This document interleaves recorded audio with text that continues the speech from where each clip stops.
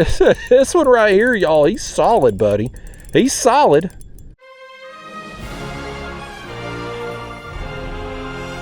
Hey y'all, good morning. I am back home in Tennessee, fresh off the Ohio trip where I took an absolute butt whooping in the Seneca Lake tournament.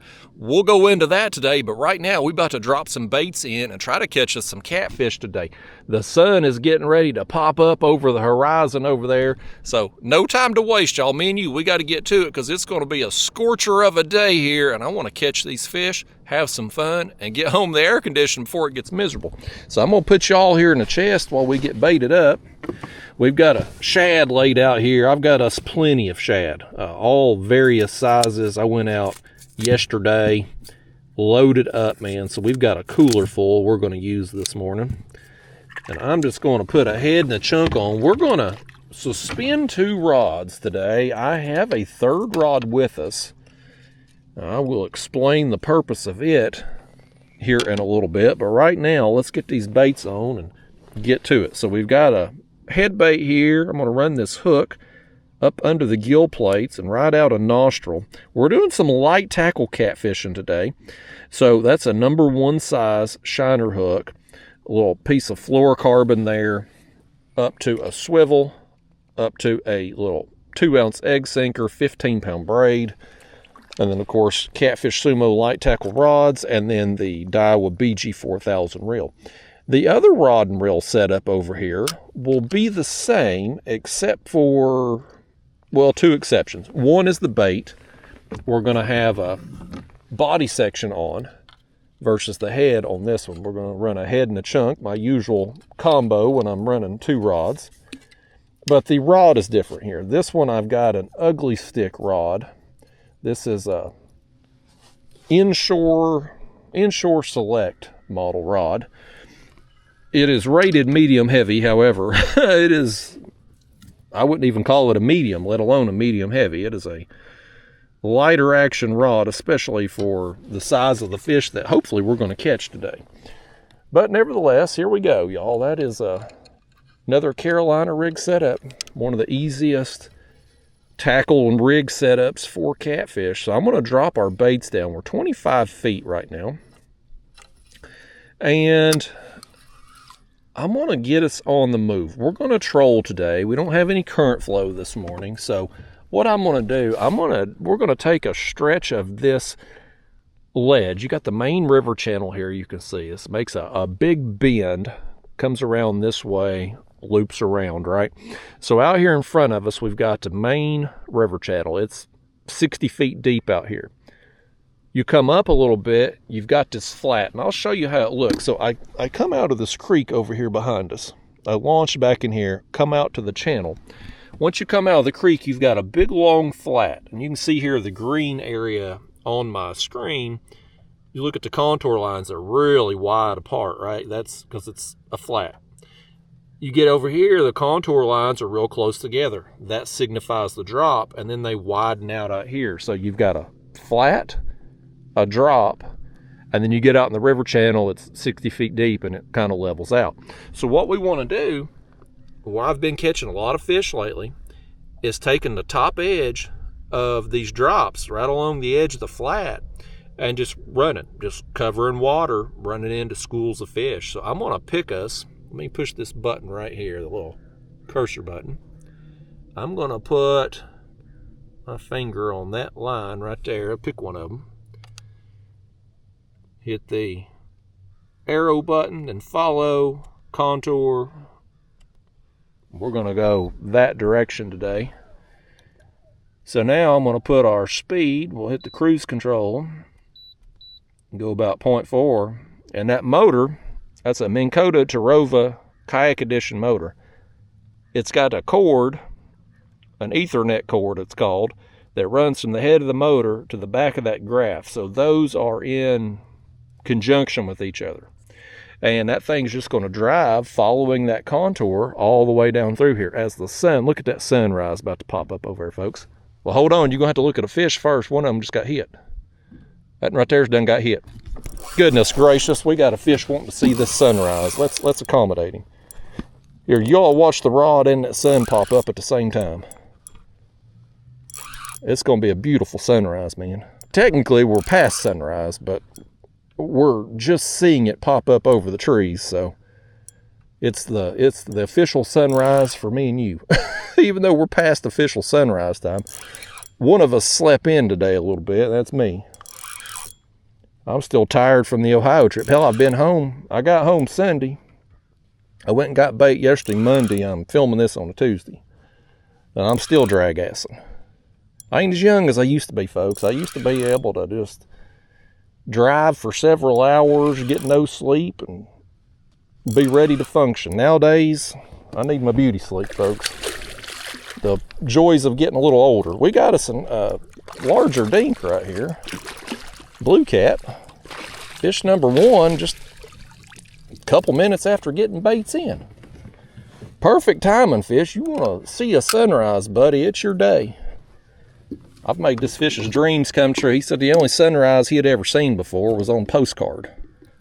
He said his grandma sent him a postcard when she went on vacation to the beach one time, and that's the only sunrise he's ever seen. But if you'll quit flopping around and open that mouth, I'll get that hook out of you and we'll hold you up so you can see it, fish. What a day for this fish. He has no idea. When he woke up this morning, he didn't know it was going to be his day. But yet here we are. You never know when the best day of your life's going to be. There you go, fish. Let me hold you like that. I may be blocking the sunrise for everybody else. Get on out of here, fish. You've seen what you came to see. You going home now. Tell all your friends about it. There it is, though, folks. Look at that, man. Take a second and just soak that sunrise in. What a beautiful sight, man. Every time I see a sunrise come up, I'm just like, man, we've survived another night. Another rotation on the earth here. We've survived it. Beautiful. You just feel that warmth on your face. It does something to you to awaken the soul. Now, unfortunately, it's going to be miserable hot today, so in another hour or two, we're not going to like that sun as much. But right now, it's looking pretty magnificent, if you ask me. All right. Let me get us another bait out of here.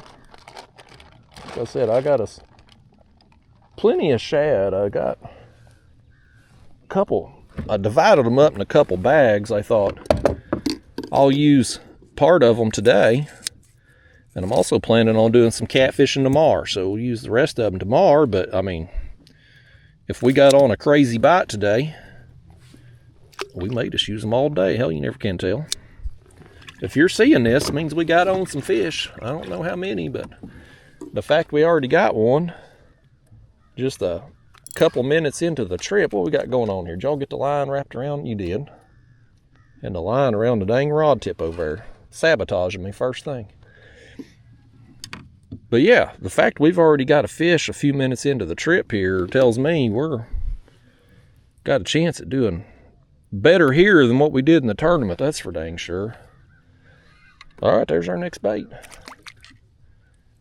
Down it goes.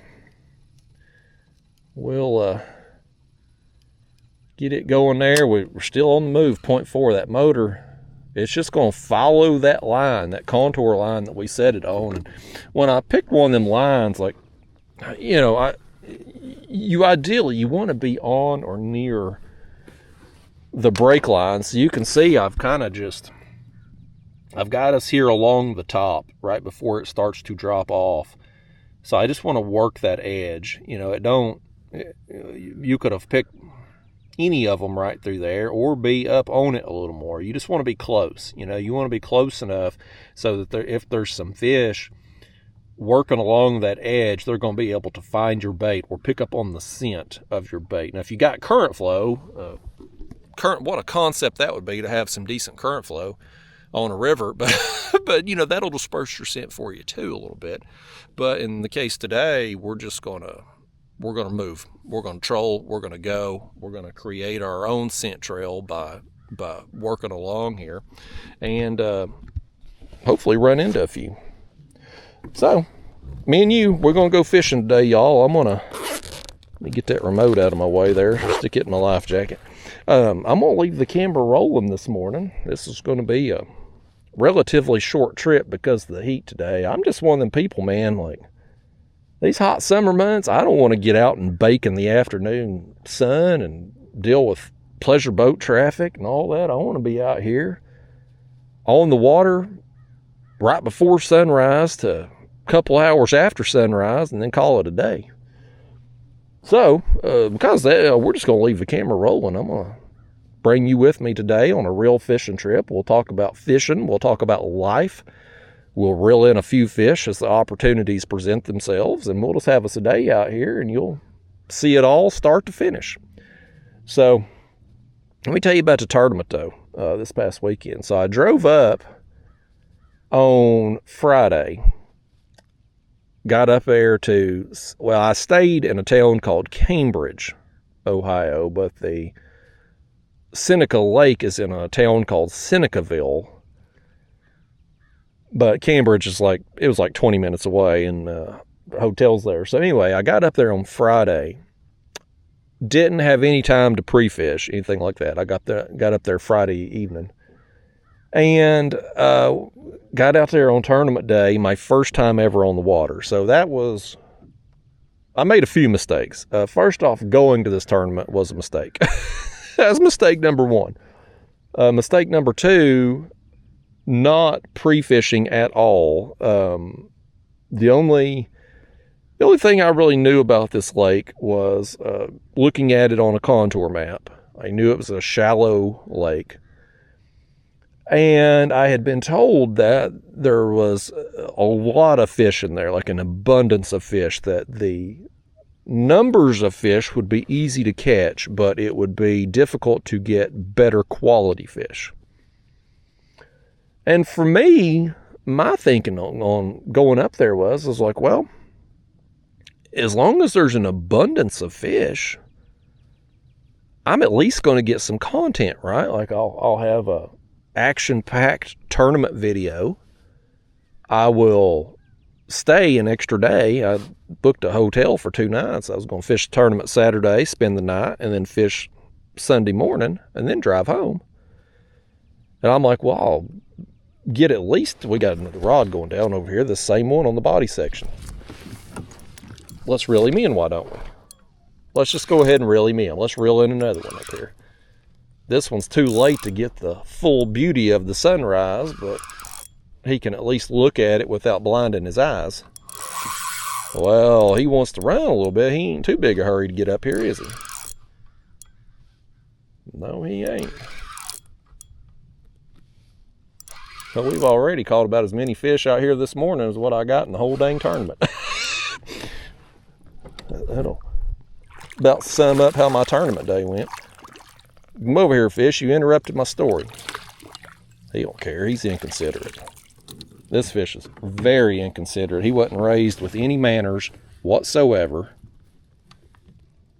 It's sad how these catfish are raised these days. Their parents, if their parents are in their life at all, they're on their phones the whole time, and they ain't teaching these kids valuable lessons in life, like how to be respectful of other people and stuff. And so this fish, he just don't. You can't blame the fish, really. You got to blame the parents. I mean, they're at fault here. They raised him. They raised him to be how he is. You go down there and tell your parents I said that, fish. Admire that sunrise, what's left of it too. That fish, he's too immature to appreciate a sunrise. He don't know how to appreciate beauty like that. Let's grab us another shad out here. Get us another body piece. Let's keep it rolling, heads and chunks. But right now, the chunks are 2 fish. The head 0. 2-0. Don't matter to me what they want. That's why I try to offer them options. I don't have any other types of fish today to offer them. We only have shad. I didn't get any suckers or drum or anything else that I could keep. I got some yellow bass in the cast net, but you got to throw those back. Can't keep those. They're caught in the cast net. So we're rolling with shad out here this morning. But anyway, in my mind going up there, I'm like, okay, well, if there's an abundance of fish that are easy to catch, I'm at least going to get content. And then if I do stumble into some better quality fish on tournament day and get fortunate enough to cash in the tournament, well, that's just a bonus, but I'm at least guaranteed to get some video content, so hopefully we can offset the expenses of the trip. Because, I mean, really, Seneca Lake, it's not a place that I was just dying to go to. I mean, honestly, before they put that on the tournament schedule on the Kayakers Trail, I didn't even know Seneca Lake existed. Like, it wasn't even on my radar, nor would it have been. I mean, I'm not going to travel 6-7 hours to go fish a lake that just has small catfish in it. I mean, hell, we already got 2 small catfish out here 45 minutes from my house. So, like, why am I going to drive 7 hours to go catch those same fish? You know what I mean? So it wasn't on my radar, but I thought, well, you know what? We'll go up there, we'll get some content, we'll fish somewhere different, and if we get lucky in the tournament, maybe we'll make some extra cash, because them kayakers tournaments, hell, there's 20 people in this tournament. First place got $2,200. Second place got $1,000. Hell, even third place is like $400 or $500. So, I mean, like, it's, if you could get into one of them money spots, it's a worthwhile experience. But anyhow, that was my plan going up there. Drive up Friday, fish tournament Saturday, fish Sunday morning, and then drive back Sunday afternoon. Well, get out there on tournament day. And I was doing just what we're doing here, with the exception in Ohio, you're allowed to fish 3 rods.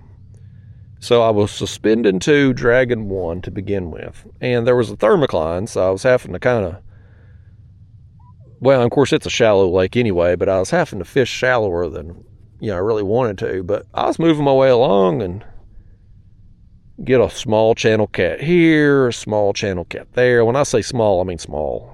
And that should have been the last video, by the way, for regular viewers.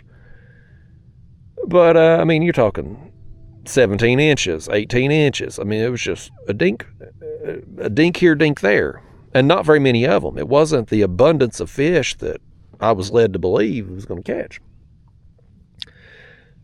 And then about,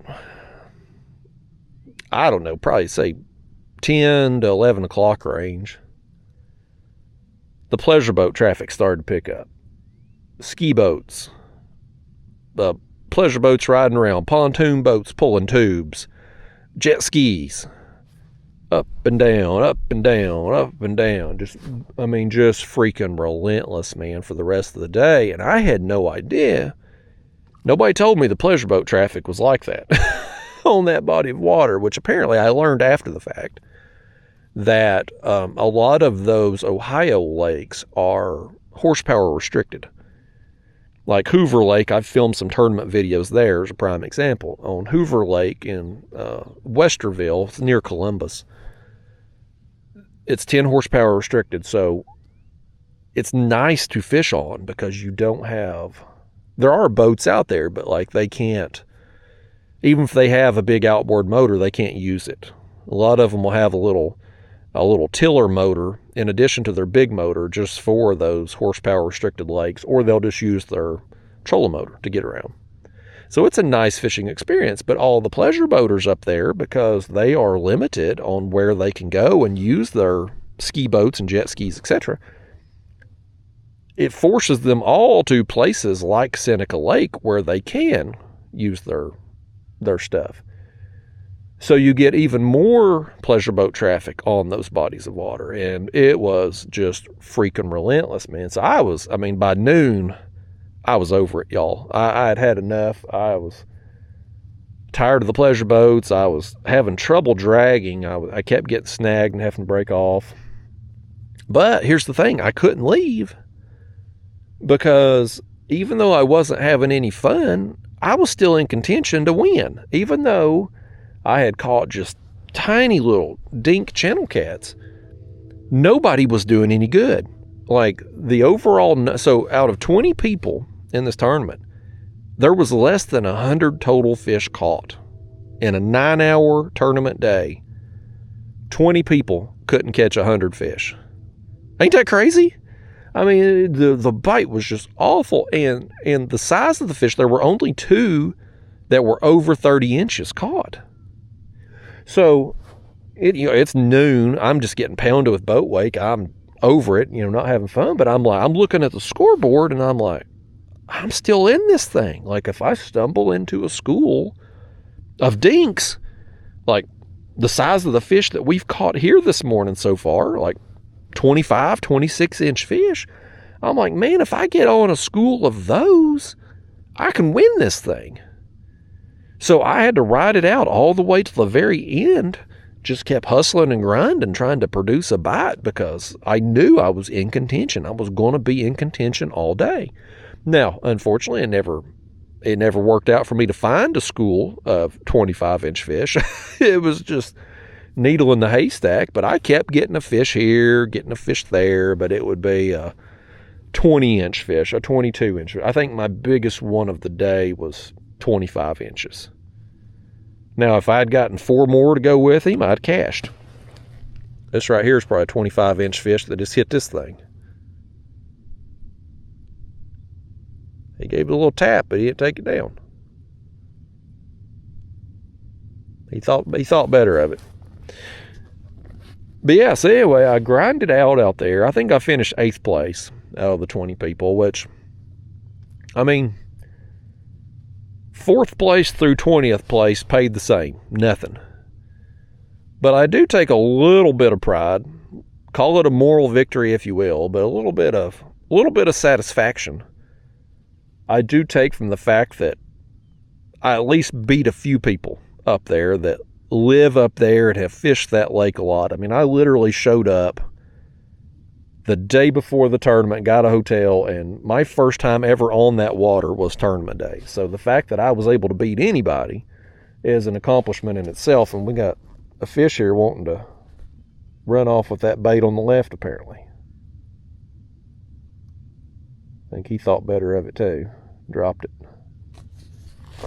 But yeah, the fact I could beat anybody up there was an accomplishment in itself. But anyway, after tournament day, I was like, I don't want to go back Sunday morning to fish. One, I had no desire to go out there and deal with pleasure boats again. But 2, I didn't see any. Oh, fish. Got one on the right, on the body section again. That's 3 now on this body section. 3 fish in about 20 minutes. And that head bait over there, nothing. Other than getting tapped a minute ago. That's another small right here. I'll tell you, if I could have got me 5 fish this size at the Seneca tournament, though, I'd have won. That's what a day everybody had up there. Where was you at, Fish, on tournament day? He said, I was down here in Tennessee, Justin.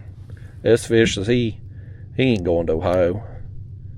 He said, there ain't no way for him to get up there. He'd have to lock through so many dams and then maybe get an eagle or something to capture him and then accidentally drop him over Seneca Lake. He said it ain't worth it to go up there.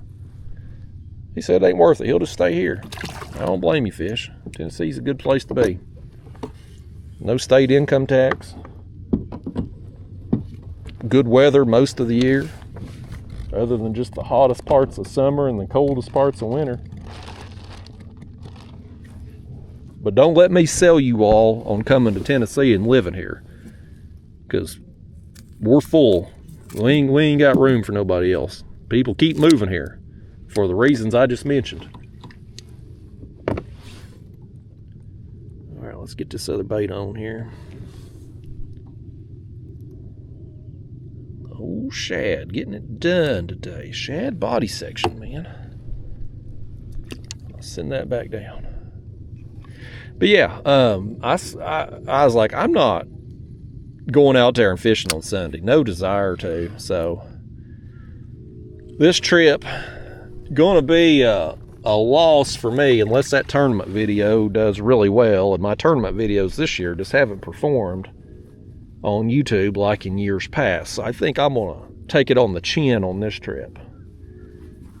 But the trip overall, even though the fishing didn't go how I wanted, I did get some good fortune up there, folks. Some of you, well, let's just be honest, 98.9% of you will not care about what I'm going to say next. And I'm probably going to have some people clicking off the video 20 minutes in here because I'm going to talk about it. But for those of you that's been with me a minute on this channel, the last couple of years, I've been going through what's called a midlife crisis. I don't know what triggered it. I don't know when it will end. But I've been reliving my childhood. I've been really into action figures. And so, when I go on these road trips, whether it's tournaments or vacations or whatever, I will often hit up the local Walmarts and Targets looking for figures that I can't seem to find around here. Well, I go into Walmart up there. First Walmart I go into. Right there in the middle of the toy aisle, they've got the SummerSlam shipper. Big cardboard display with all these new figures on it. My Walmarts in my area never got it here. We never got it. But up there, first Walmart I go to, they have it. And so it's got the new figs on there. So I was able to find my Series 18 of the Superstars. My wife had found 2 of them at a Walmart here. Not the display, but she had found 2 of them on just the regular toy aisle, and I got the other 2 up there. Well, then I go over to Target because I'm looking for the Series 3 of the LJN figures. Again, I'm seeing Facebook posts. People are finding them all over the country. None of my Targets here have had them. First Target I go to up there, I'm rounding the corner to like turn down the toy aisle.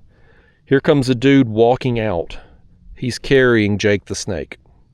Series 3 Jake the Snake with the black card too, the black packaging, initially we were led to believe that the black packages were going to be way more rare than the blue packages. But based on Series 1 and Series 2, it seems to be there's a pretty even mix of both. Nevertheless, he had the black card edition of Jake the Snake, and I'm like, yes, they've got him. Well, turns out they had him, but he got the last Jake the Snake, but they did have The Rock and Roddy Piper. So I snatched those up. Well, I stopped at a couple more Targets on the way home, and last one I stopped at, guess what they had? You guessed it, Jake the Snake. So I was able to knock out the rest of Series 18 Superstars and Series 3 of the LJNs up there. So it wasn't a total loss for me on the trip. I did get some good comes out of it. I helped my midlife crisis along, I guess, by being able to find those figures. But the fishing part, what a dud.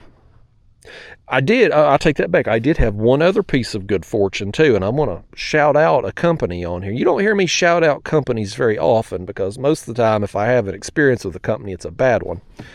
But I had a really good experience on the way up there. So let me grab my sunglasses here too. I'm going to tell you about it. I'm going to show you something here on the kayak that's finally working for me. So on the way up there, I stopped off at Raccoon Creek Outfitters kayak shop.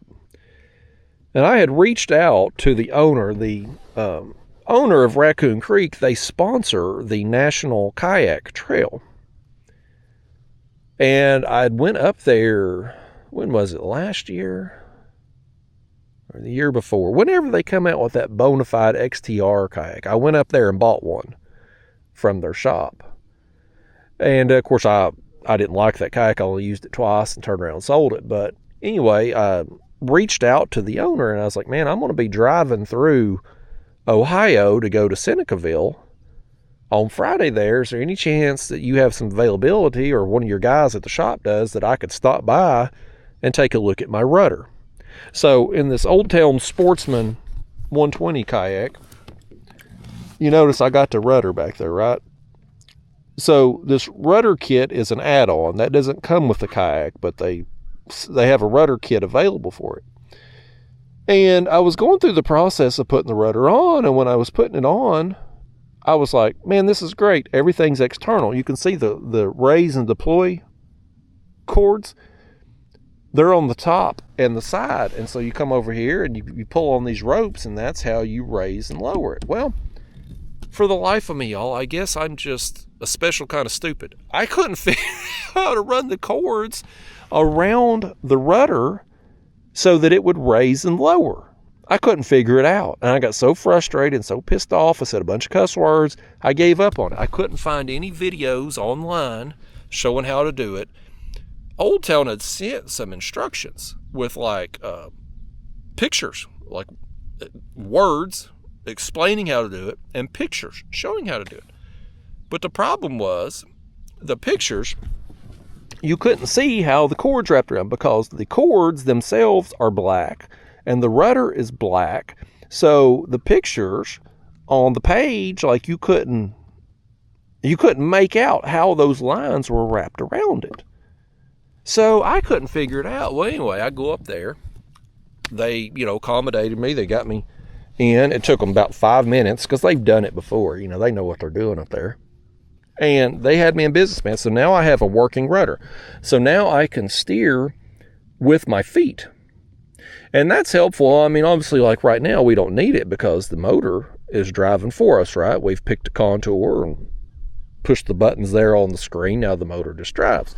But getting from where I launched out here to do this, to steer the kayak, you've got two options. You can either push the buttons on your remote and steer, or you can just face that motor forward and use a rudder and steer. And it's way easier to just use your feet to steer with versus having to constantly be on that button back and forth. So, a very nice feature having this. Now, I will say, this rudder system sucks. They really need to redesign it. Few things. First off, this cord that you pull on to raise and lower it, you have to pull with so much force. It is just, it's ridiculous. It's ridiculous how hard you have to pull on that thing. And I don't know if you can see back here, this is supposed to go through that little eye right there. I was pulling so hard earlier to try to deploy, I ripped that thing completely out. I ripped it out because you have to pull so hard to raise and lower that thing. Oh, something else hit hard right here on the left. You hit it. You hit it hard while I was turning. Let's switch out that bait. That's been 30 minutes. So meanwhile, we got 3 other heads cut here. Let's go ahead and drop them down. Spruce it up a little bit, freshen it up. Yeah, so anyway, you have to pull insanely hard to get that thing to raise and lower. What a terrible design. Second off, your foot pegs here, this seat sets up pretty high, and that's one of the things I like about this kayak, is that it does have a higher seat. It's more comfortable for a taller person like myself to sit for long periods of time.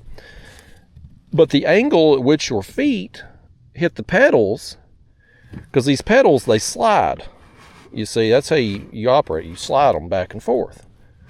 Well, because of the angle of the height of the seat, like it's hard to do that. Like they either need to be up more like this, or they make some aftermarket parts.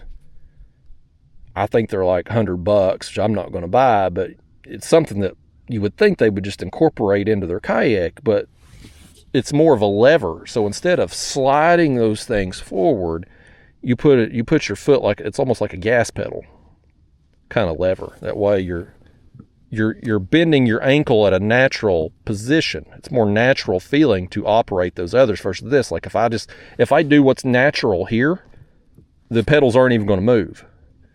So what I thought initially was a design that was pretty genius turned out, once it's actually rigged up now, I like having the rudder, but I don't like how the design is to rig it up. Because, I mean, initially, with this external lines and stuff here, I thought, what a great, amazing concept, because I'll give you an example. So, we got to change our contour here too. We're about to loop way around on this flat. Let's, I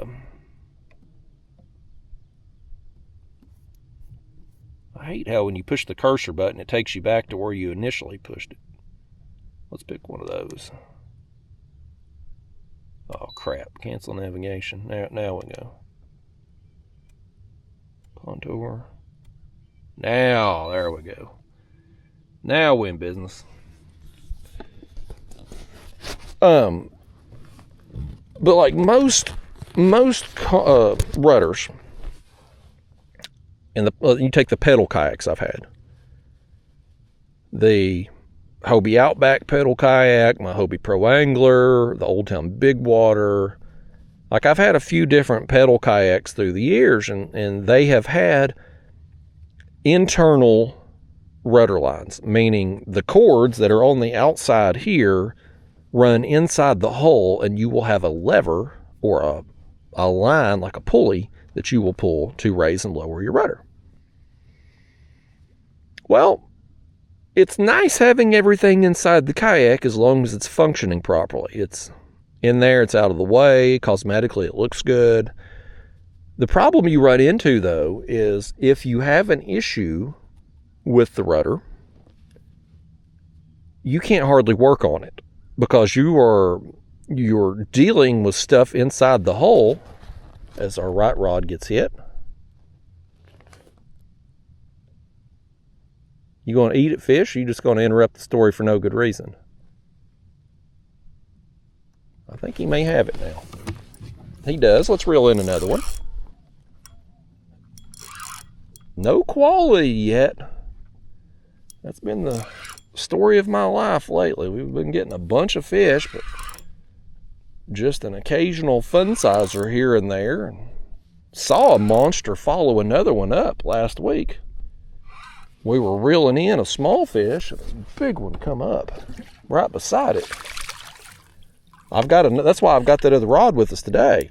If we start having fish come up, chasing these up, trying to steal the bait out their mouth, we'll drop another bait down to them real fast with that third rod. You got any friends with you down there, fish? Last week, man, we were finding all kinds of fish that were, oh no, he ate it kind of deep. He ate it kind of deep. Let's see if I can get it, fish. Can't tell if he got it down in the gullet or... Yeah, I think he's... Well, there it is. I don't know if I can get this or not. He is... Got it.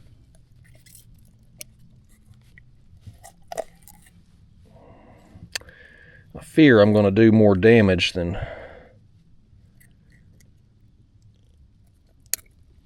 Yeah, I'll tell you, let's snip this, because I fear it's back so deep. If I yank it out, we're gonna for sure kill him. Oh! See you, fish. Sorry about your bad luck. We got another one on over here that hopefully didn't swallow the whole dang hook. Dadgummit, I hate it when that happens, but it's part of it sometimes. Unfortunate when it does, but I fear if I really went after that hook, I was going to cause more damage. Let's grab this one. Oh, here, get you. Throw that out right there. Well, let's get this one. We just gotta... Can we call that a double? We still had the other one in our hand, not only because he was difficultly hooked. Okay, this one's at least got the hook in the side of the mouth.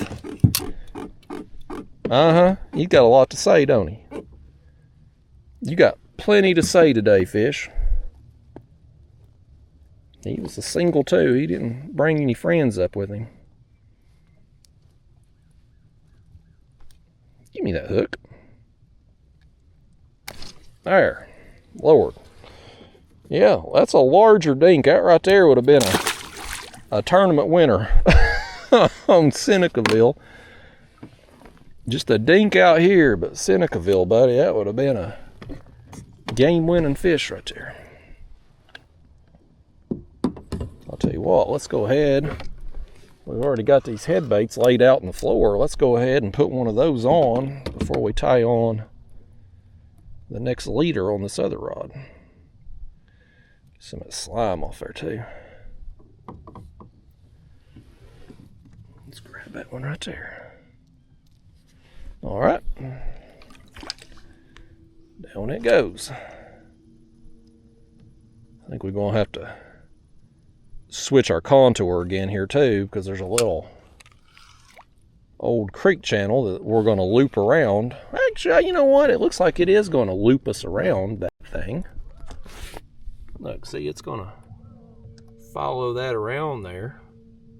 We'll just let it take us. We'll just let it do it. Okay, let's grab us another leader here. I need to tie up some more leaders too. I hope we don't run out today. I have gone through some lately. I think I got another. We got one more leader in there, and I'm pretty sure I've got another bag in here as well, so we should be good today. I like to have everything pre-tied and ready to go. That way we only got to do one knot, and when that happens we can get back in the game pretty quickly.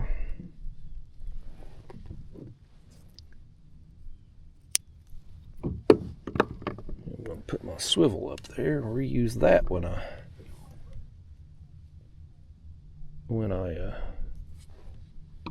dadgummit. Alright, let's thread that through again. It's a wonder I didn't lose that sinker the way I done that.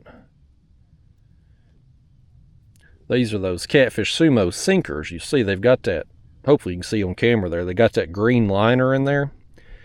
That protects your line. As the sinker moves up and down, it keeps a line from getting abrasion on it from the lead. And it also too protects your knot, so you don't have to have a bead or anything there on top of your swivel to protect it, because that liner's doing it for you. One less piece of equipment. Kind of nice. I like having these leaders ready to go, that way I don't have to spend as much time out here retying when things like that happen and we either break off or get a fish hooked a little too deep.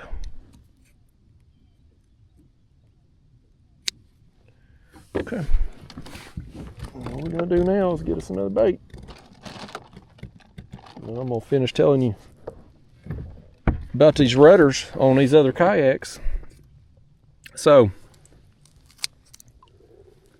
anyway, you get pedal kayaks, everything's internal, and you have a problem with it. You're having to work on stuff that you can't see. You're having to reach your hand up in there, and oftentimes you get in these hatches and stuff, it can be difficult to reach where you need to reach. And then on top of the fact, you can't, once you do reach it, you can't see it. It can be quite difficult. And I ran into that personally about, I guess it's been three years ago, maybe now, I don't know, at least 2 years, 2 or 3 years. I was up on the Ohio River fishing a tournament in my Hobie Pro Angler, and the skeg line broke. Now, Hobie Pro Angler, it's got a rudder and a skeg. So the rudder you steer with, And then it had a drop-down skeg so that if you wanted to make a long run or you was drifting, you didn't want the wind to affect you as much, that skeg, it was stationary, but it would drop down even lower in the water. Nice feature. Well, I'm up there on the Ohio River and finishing up the day. I go to pull that pulley to raise my skeg up. And I thought the line broke because my line just went slack. Well, come to find out, did a little investigating inside the hole there, and I got back to launch. My line didn't break. The pulley that was attached to the side of the kayak somewhere inside the hull, it had fell completely off. I guess probably just vibration traveling with the kayak for all those years. It probably just eventually worked itself loose. So anyway, because it fell off, like I can't raise the skeg now. It's just permanently down. And this was creating problems for me getting on and off the trailer. Well, on wasn't so much because it would hit the trailer and move up, but when you would go to push the kayak off the trailer, that skeg would catch.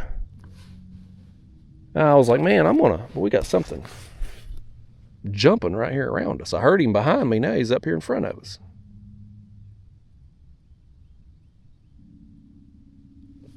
We gotta raise these lines up here too. We're coming up a little shallower now.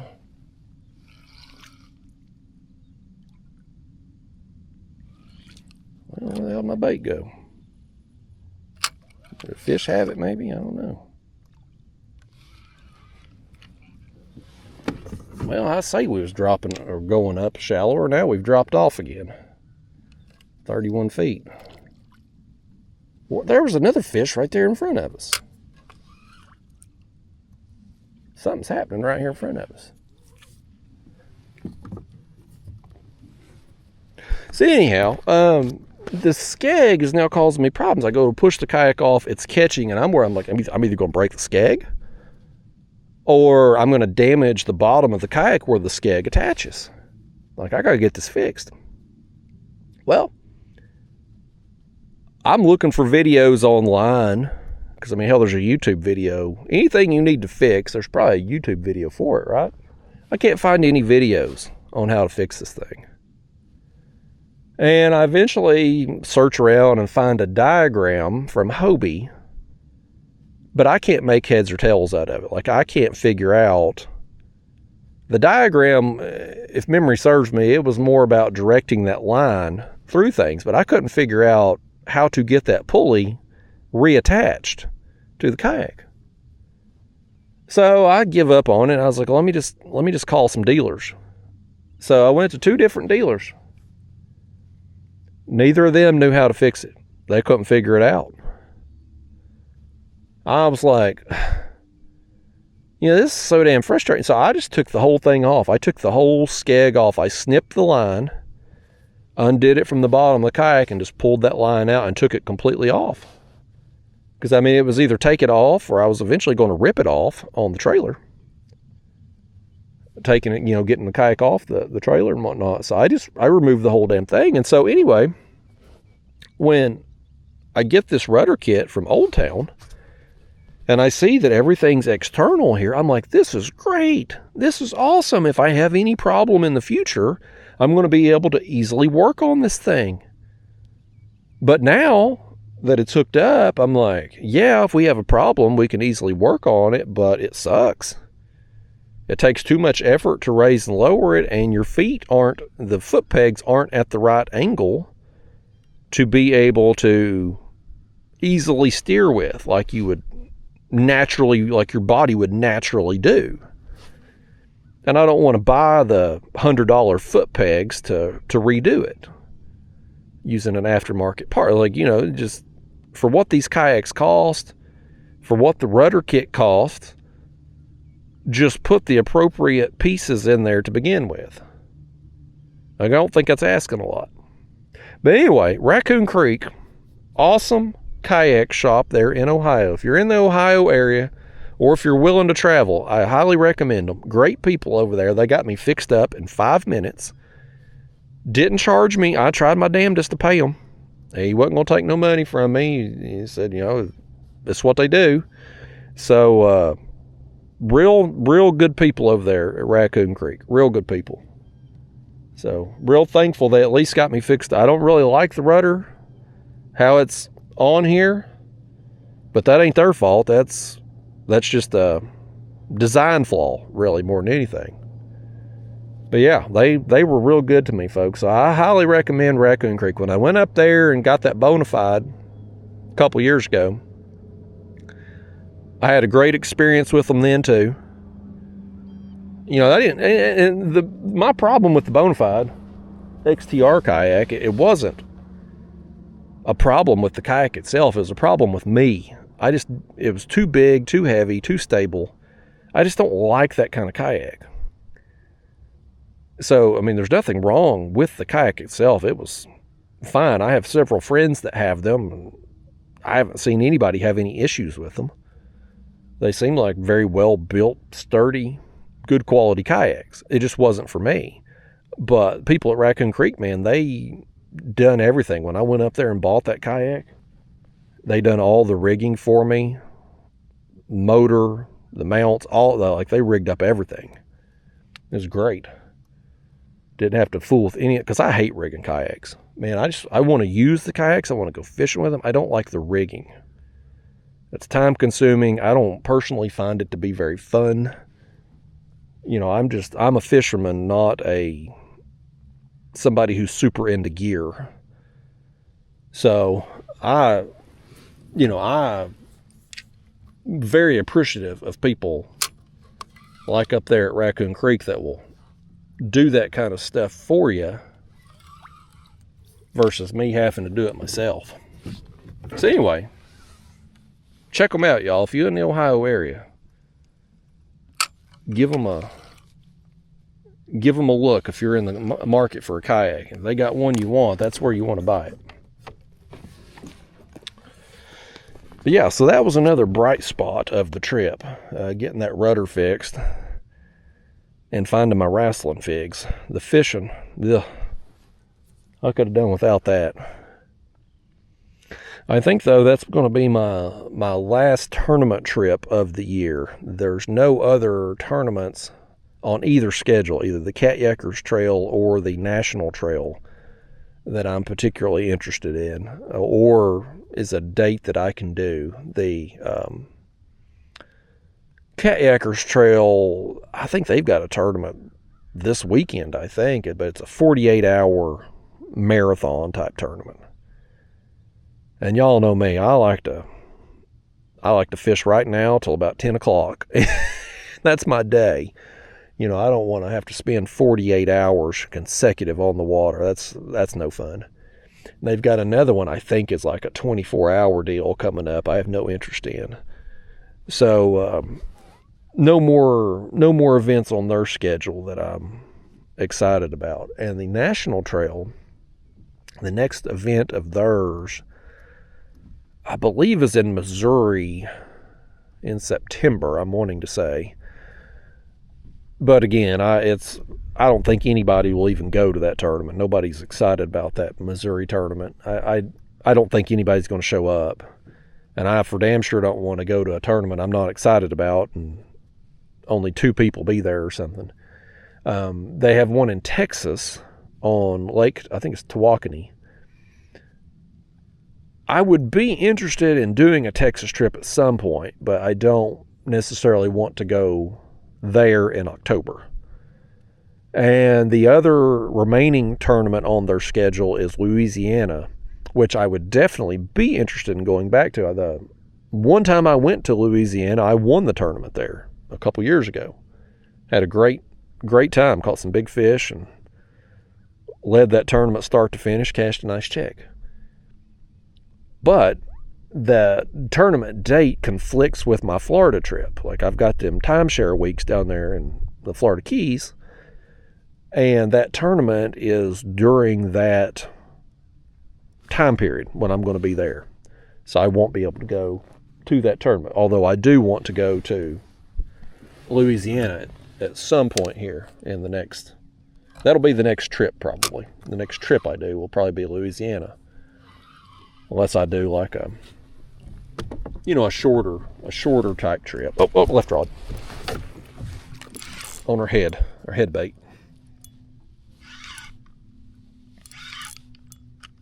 I can tell he's going to be another dink, though. We got a instant roller down there.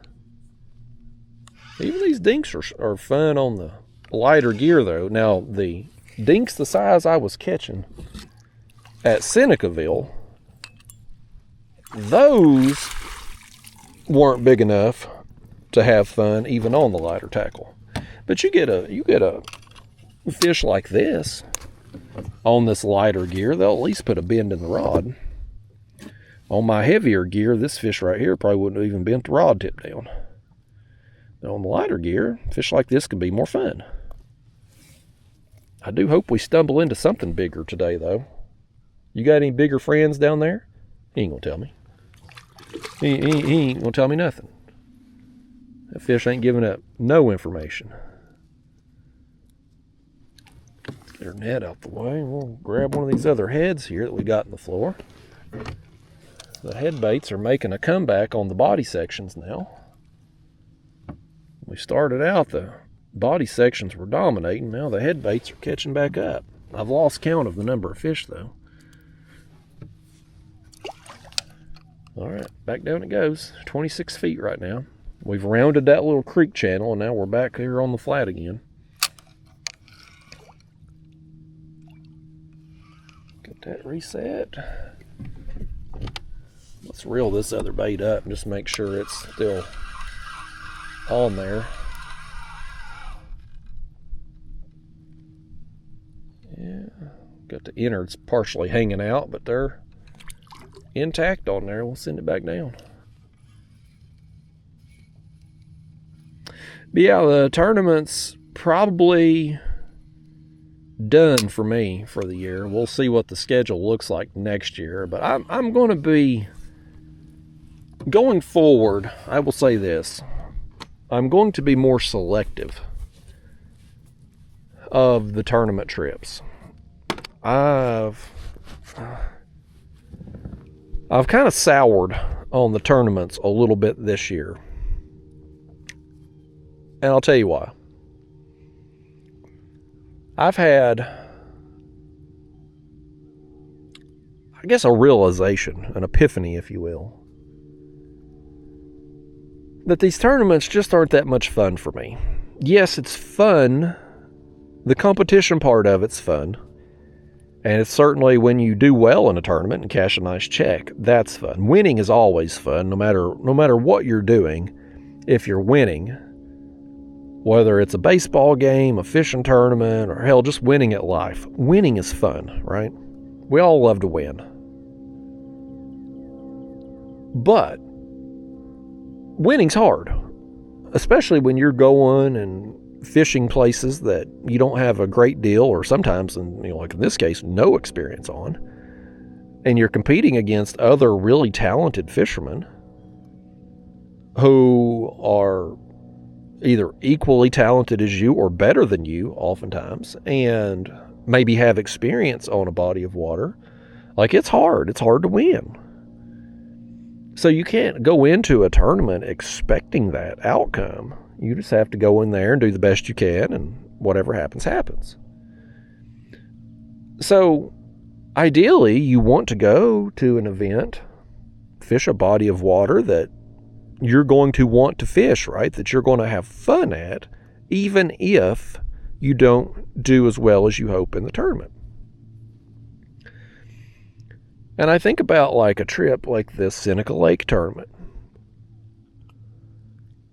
Again, I had never heard of this lake before I saw it on the tournament schedule.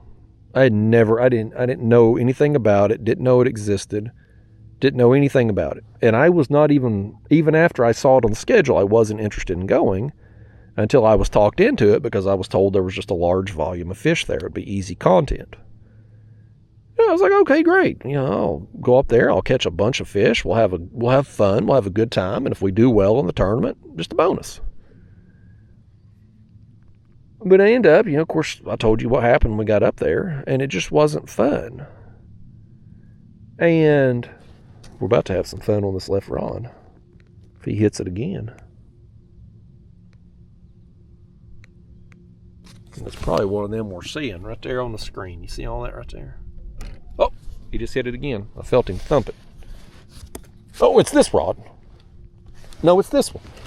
They're after both of them. Oh, I think he just yanked our bait off. This one's got it now, though. Nope, he dropped it too. We got robbed on both baits. We literally just got both baits stolen right here, folks. Right here in front of God and everybody. Somehow or another, y'all let those fish steal both baits. I don't know why you would let them do that to us. Let's send it back down real fast. There's our head bait. Let's grab us another body section out the cooler here.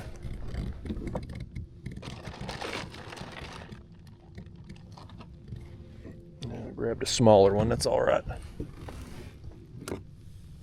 We'll roll with it. Okay. Let's get this on, and I'm going to tell you why I'm about done with the tournaments. So, here's the thing. This is a realization I've come to on the way home. It's like, and I've thought about this a little bit before in times past, but it's really this year, because this has been the worst year of tournament fishing that I've had. You look back at my previous tournament videos, like I've been fortunate to cash in several of them, win a bunch of them. That one year, I think 2024, I fished like 6 tournaments and cashed in 5 out of 6. One half of them. I literally won half the tournaments I fished. But, this year it's been a struggle. And, you go places like this, Seneca Lake, it's not a destination spot. You get out there and here's the thing all these tournaments have in common. They're all held on the worst day of the week to fish. They're always on a Saturday, which is the busiest pleasure boat traffic day of the week. And they're always an all-day type thing. So you're going to be subjected to it. And we're coming across some more fish right here on the screen. Look at all that right there. Let's see if these rods go down here in a second. But you got to go out there on a heavy pleasure boat traffic day. And oftentimes you're dealing with crap weather too, because these tournaments, I mean, the schedules are set several months, maybe a year in advance. So when you get to tournament day, if Mother Nature decides the wind's going to blow or it's going to rain or storm, whatever, like, well, you just got to play the hand you're dealt. Not the ideal conditions that you would maybe fish in if you had a choice in the matter. So you oftentimes get lousy weather conditions or water conditions on the busiest pleasure boat day traffic of the week. Then you have the expense factor. You're fishing on Saturday. So if you're spending the night, and oftentimes you're traveling several hours to these tournaments, you got to stay somewhere, you're going to pay a premium because it's just a proven fact. More people travel on the weekend, so hotels cost more Friday and Saturday than what they cost Sunday through Thursday. So you've got the expense of fuel, you've got the expense of your lodging, you've got the expense of an out-of-state fishing license, you've got your tournament entry fee. So in the event that you don't do well in the tournament, and let's face it, most of the people fishing the tournament, I mean, this tournament on Senecaville, prime example. You've got 20 people in the tournament. Only 3 of them are going to cash. So 17 people are going to lose whatever money they've put forth for this tournament. Not just the tournament entry fee, but also the other expenses I mentioned. So you have to go into these events almost looking at them like a vacation type thing. Say, hey, if I don't do good in the tournament, which I'm probably not, is it going to be worthwhile to spend the amount of money that it's going to take to go up here and fish? And more, I've just come to the realization that for me, it's not. Like, if I'm going to go somewhere and fish, I want to go to a destination spot, someplace where I have a chance at catching either big fish or catching good numbers of fish, or maybe doing something different, like going to the beach, catching fish that I don't otherwise have an opportunity to on a day-to-day basis. I want it to be a fun trip to justify the expense. I also, if I'm going to travel somewhere, I would like to go and fish during the week. That way there's not as much pleasure boat traffic, or other fishermen for that matter. Like, I want to be able to go where I want to go and do what I want to do without dealing with a bunch of boat wake or having other people fishing a particular spot that I want to go to. And and also too, like, if I'm planning a trip, I'm going to try to reel in a fish right here. Right rod, that body section again. Oh, he just let it go. Did he get her bait? He did. Boy, look at that. That fish right there rolled all the way up our line, folks. He had slime 2 foot up our line. Nasty old thing. Nasty old fish. Slimed us up. Well, he got our bait. He got a free meal out of us. Let's one of these other shad here, and we'll just send it on down. We got plenty of bait, so we can give them a free meal from time to time, even though I don't like doing that. I like getting them hooked. They're gonna get a free lunch out of us. They ought to at least give us a good time. It's like you fellas out there, you take a woman out on a date, buy her a nice dinner, you expect a little nookie when you get back to home, right? You ought to tell my wife that's how it's supposed to go. I actually don't tell her I said that. I'll be in trouble. But anyway, back to the tournament deal. Like, you go to these places, and I was about to say is like the weather. Like, if I've got a choice of when I'm going to go somewhere, I'm going to look at the weather forecast too and try to go when I can have ideal fishing conditions. So I want to fish a weekday with good weather at a destination location. Like, that's for me to take on hundreds of dollars in expense. And every one of these tournaments, man, you're spending hundreds of dollars. Like, when I went up here to Senecaville, I had $200 in gas, $200 for the hotel, $100 tournament entry fee. I already had my Ohio fishing license, but hell, I think it's like $70 or whatever for the year for non-residents. So, I mean, like, you've got expenses on this thing. Plus, too, as a content creator here, somebody who's doing this for a living, you've also got the downtime that it takes getting up there and back. Because, I'm not getting any younger here, folks. So, like, if I'm driving, like, going up there, it's over 6 hours, whatever it was. Plus my time I stopped off there at Raccoon Creek. I had to go out of my way just a little bit to go to their shop. So if it takes me 7+ hours to get somewhere, and I've been sitting in the car the whole time, well, guess what I don't want to do when I get to town? Immediately jump on the water and set in a kayak after I've been setting for that long of a time period already to get there. Now, when I was younger, sure, man, things like that didn't bother me. But as I get a little older, I'm having to listen to my body a little more, take care of myself a little better. So days like that, where I've got a 6+ hour drive, well, I'm not going to roll into town and start fishing that day. So I lose a day of potential fishing on the way up and on the way back.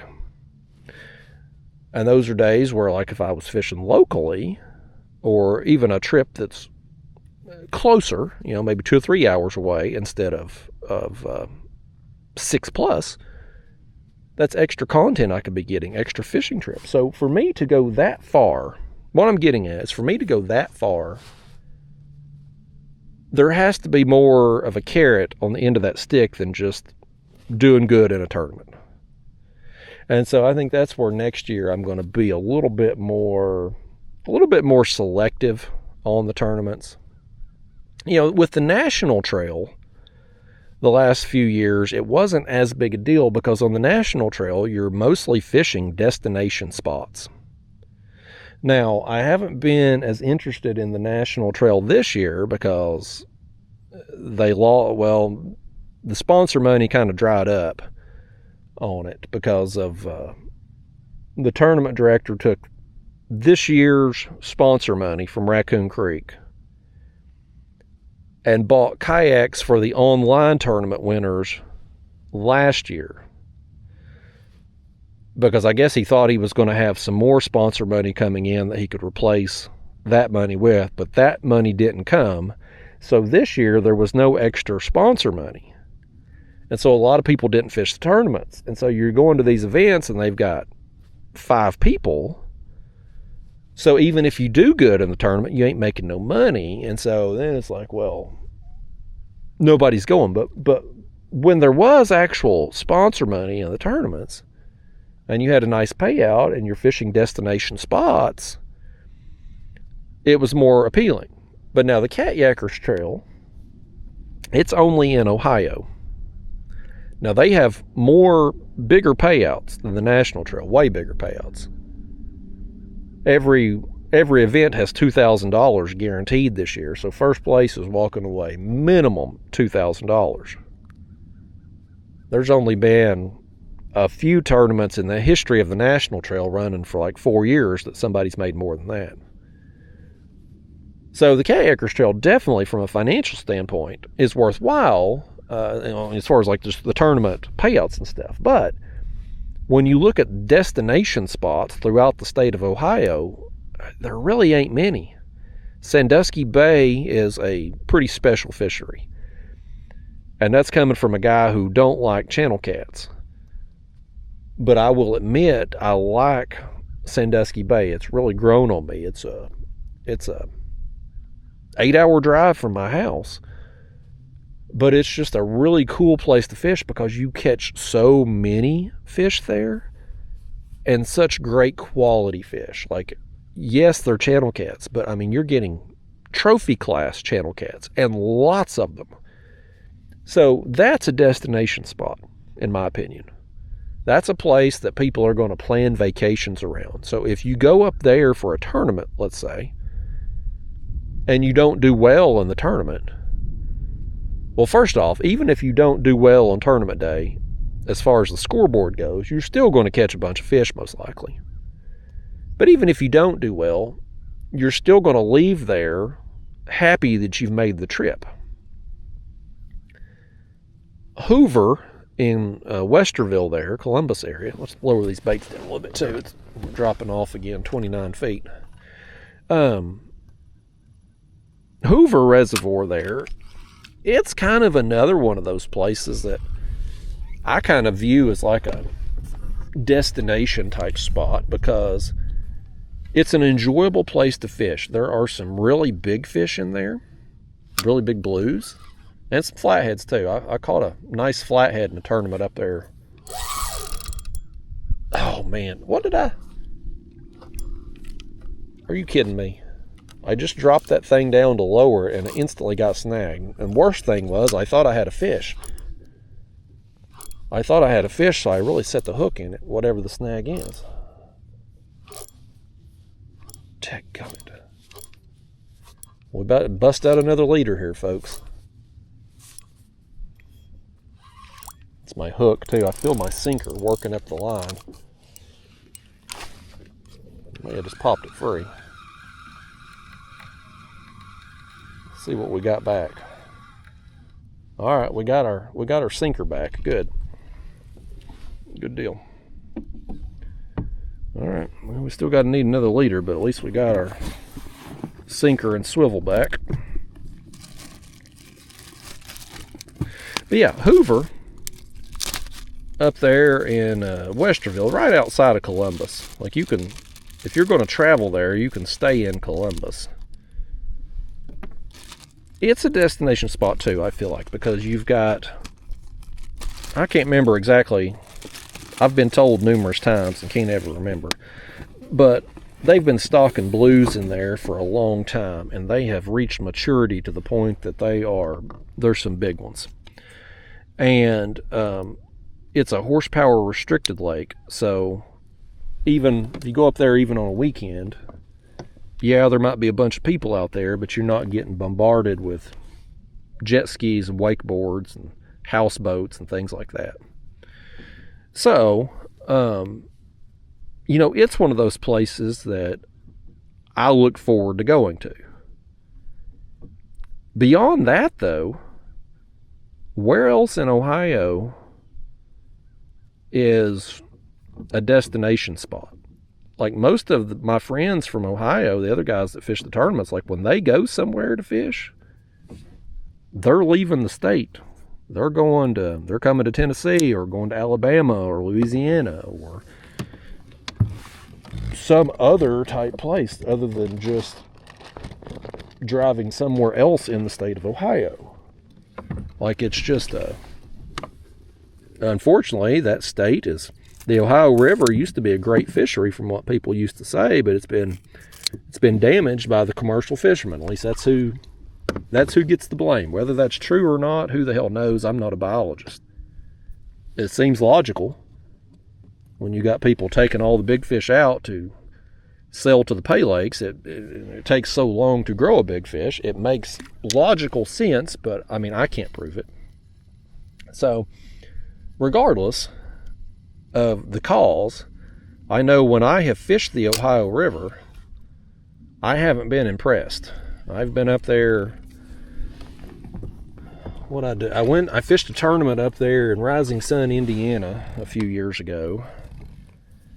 I fished another tournament in Owensboro, Kentucky on the Ohio River. And I had done, I'm going to catch a fish right here on the Tennessee River, by gosh. Right here on the head bait, we're going to catch one. I guess he'll probably still be a dink. At least he's going to be a little bit larger dink, though. Be a little bit bigger one, I think. Slightly, anyway. He's barely fighting, but I'm having to pull him up, unless he's just foul hooked or something. Yeah, he ain't that big either. I thought he's going to be at least a larger dink, but he ain't. Just one of them old skinny, powerful ones. I think the skinny ones fight harder than the fat ones do. We all want those big, heavy fish, but I think it's these skinny ones that fight the hardest. Fish, you ever been to the Ohio River, even just to visit? He says, hell no. He's heard about it too. He said, you can't catch any big fish there hardly. He don't want to go either. This fish says if he's going to travel somewhere, he wants to go catch big fish also. But look how skinny he is. Boy, eat a sandwich, fish. Get your life together now. You anorexic over there. All right. Let's take this head bait right here on the floor. Already got it out. But, yeah, so I fished the Ohio River a few times. The Rising Sun, Indiana, that stretch. I fished along Owensboro, Kentucky. And then I'd went up there on a practice session for that Rising Sun, Indiana tournament too. So I fished up there a few times.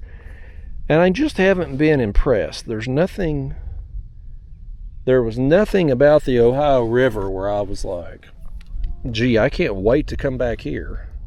Like it was just kind of I just call it average. Like it's like it's nice to have gone, to say I've been, but there's nothing about it where I'm just like, man, I want to plan a vacation around going back there. No. So it's like the Catyackers Trail, you look at the tournament schedule, and yeah, Hoover's on there. That's a destination spot in my opinion. Sandusky Bay certainly is. But the other places, the Seneca Lake, Deer Creek Lake, Caesars Creek Lake, there's a couple smaller rivers on there. I'm like, these places, I'm kind of at a point, it's like, I don't want to spend a ton of money and a bunch of time traveling up there to fish places that I'm not excited about going, and then on top of that have to fish on the busiest pleasure boat traffic day of the week, and in sometimes just bad weather conditions depending on how it plays out. Like, I don't know, man. I guess I'm just changing. Maybe I'm getting old. Maybe I'm just not as into the tournament scene as I was a few years ago. I don't know, but I'm not as interested in it now. So I don't know next year how it'll play out. Like, I don't know.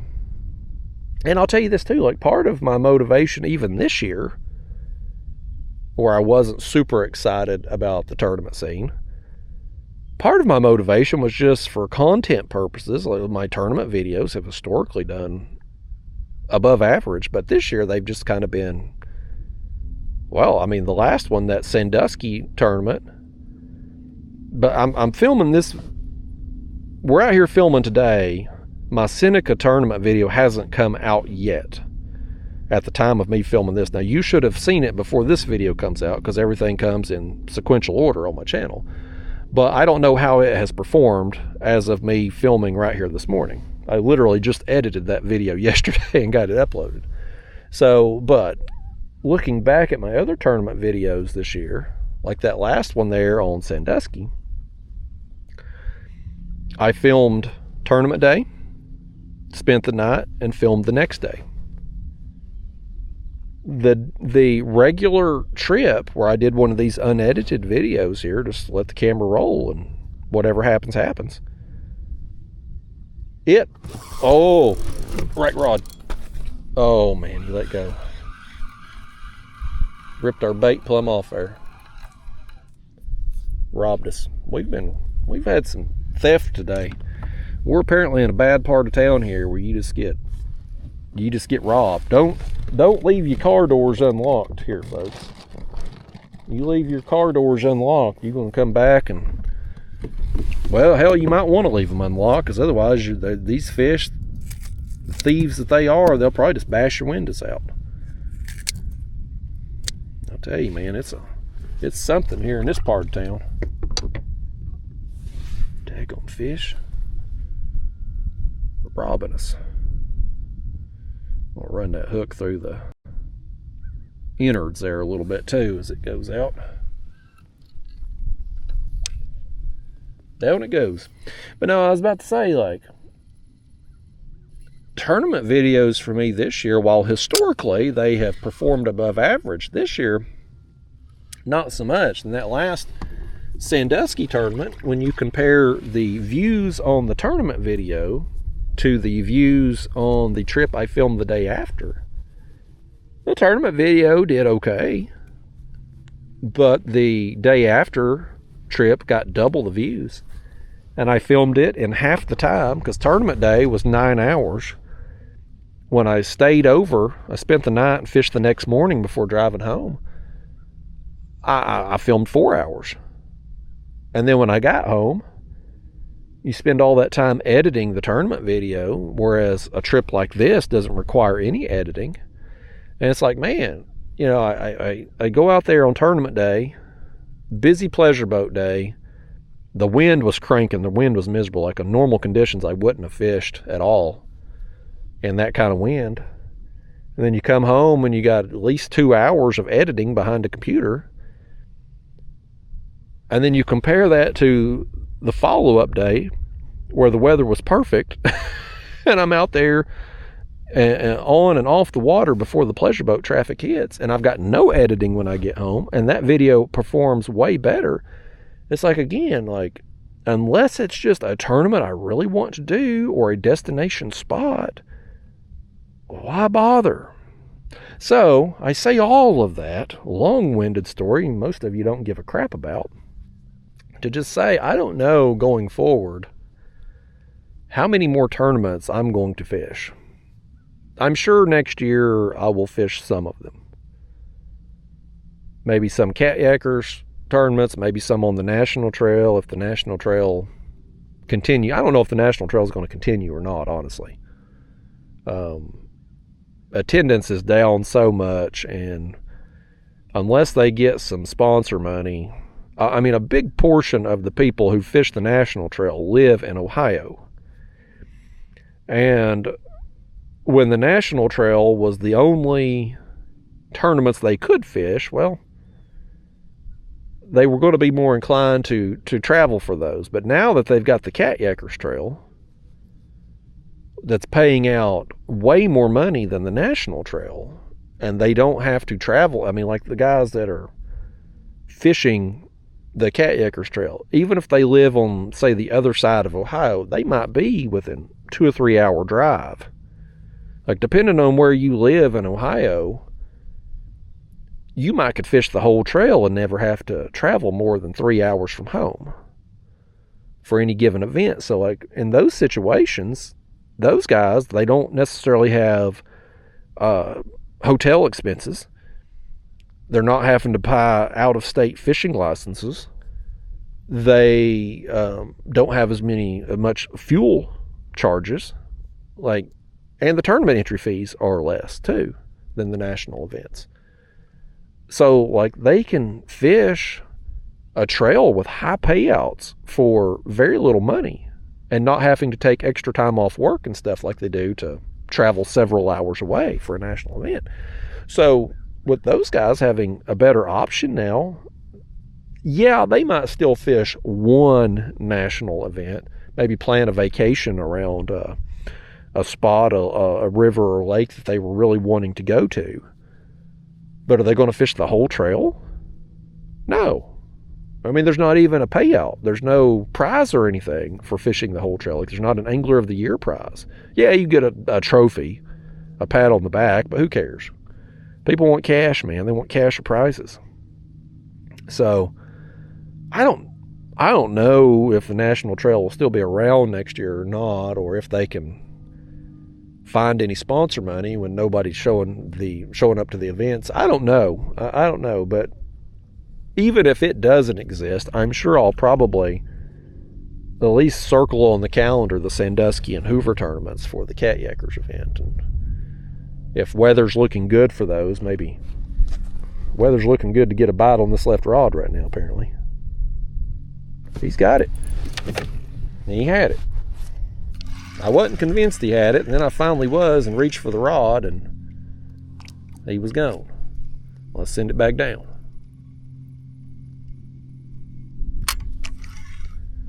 So far, I'm not impressed with the quality of fish on this area, but we are at least getting some bites. The numbers have been good. I've been trying to hit basically these flats, these areas right before they drop off. Everywhere I've gone to fish similar depths and similar contours, I've been catching fish. And there, when I was fishing here at home, prior to the tournament, oh, that one's hit. All right, I think this one's hooked up. We're gonna actually reel this one in, I think. This fish here, he wants some camera time, buddy. He's gonna be a star. He said this is his big break. A lot of these fish don't appreciate the opportunity they get getting seen by at least 7 people on these videos, but this one here understands that one of you 7 watching could possibly offer him the big break he's been waiting on his whole life. Maybe you're a talent agent or some kind, and you can get him on a Frosted Flakes commercial. This fish right here, he said he wants to work for Kellogg's. That's been his life dream. And if one of you all out there works for Kellogg's or is in the TV industry and can get him a cameo with Tony the Tiger, he said that would be great. Watch me get hit with a copyright thing because I just imitated Tony the Tiger. Wouldn't that be some crap? You ever been hit with a copyright claim before, fish? I have, actually, and it's a terrible experience. Totally accidental on my part. Have I told you all that story? I can't remember if I've told you all that or not. I got hit. Some of y'all won't care about this, but hell, we're fishing. We talk about everything. I got hit, I think it was 2022, I think it was. I think it was 2022. Maybe 2023. Anyway, longtime viewers of my channel might remember that from the time I started my channel up until whenever that was, 2022, 2023, at the very end of my videos, there would be a little clip of a song. And it was like 6 seconds. Part of a song would play, and there would be a few highlight clips. Big fish, rods going down, etc. I had it in every video. And I had gotten that song off of a royalty-free site. It was a deal where you didn't have to pay for the song. You just had to give the artist credit, and the royalty-free site credit had to be down in your video description. And then you could use their music in your video. So I had gone through the proper channel as far as being a content creator. Like, you know, you can't just use any song off the radio in your videos. That is protected work. That is protected by copyright. That's why copyright law exists.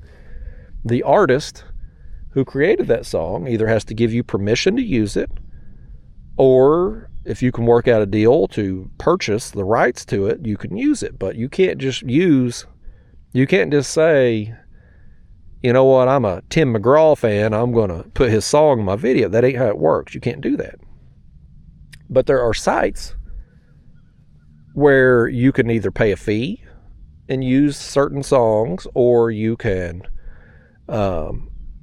get royalty-free deal, like with this. Like I said, or I just had to tag the site there and the creator, and then you're good to use it. Or some things like TikToks, and I think maybe even YouTube Shorts now, I think they have deals with certain artists where you can use their music and the platform is paying versus you having to do it, or whatever. I don't use music anymore. I've been burned on this. So I don't do it anymore. But let me tell you what happened. So I wake up one day, and again, this has been going on for years. I've had this clip at the end of every video for years on my channel at this point. I wake up one day and I've been hit with a copyright claim by a company called UMG, Universal Music Group. I'm like, well, this can't be right. Because, I mean, I had gone through the proper channel on this, going to the royalty-free site. I tagged everything. I'm like, I'm good. Well, I look up the song that they have claimed I have stolen. And sure enough, it was like, and I forget the name of the artist and even the song, but it was like something from the 50s. It was like some kind of Motown song. But somebody had taken that song and the lyrics and done like a remix of it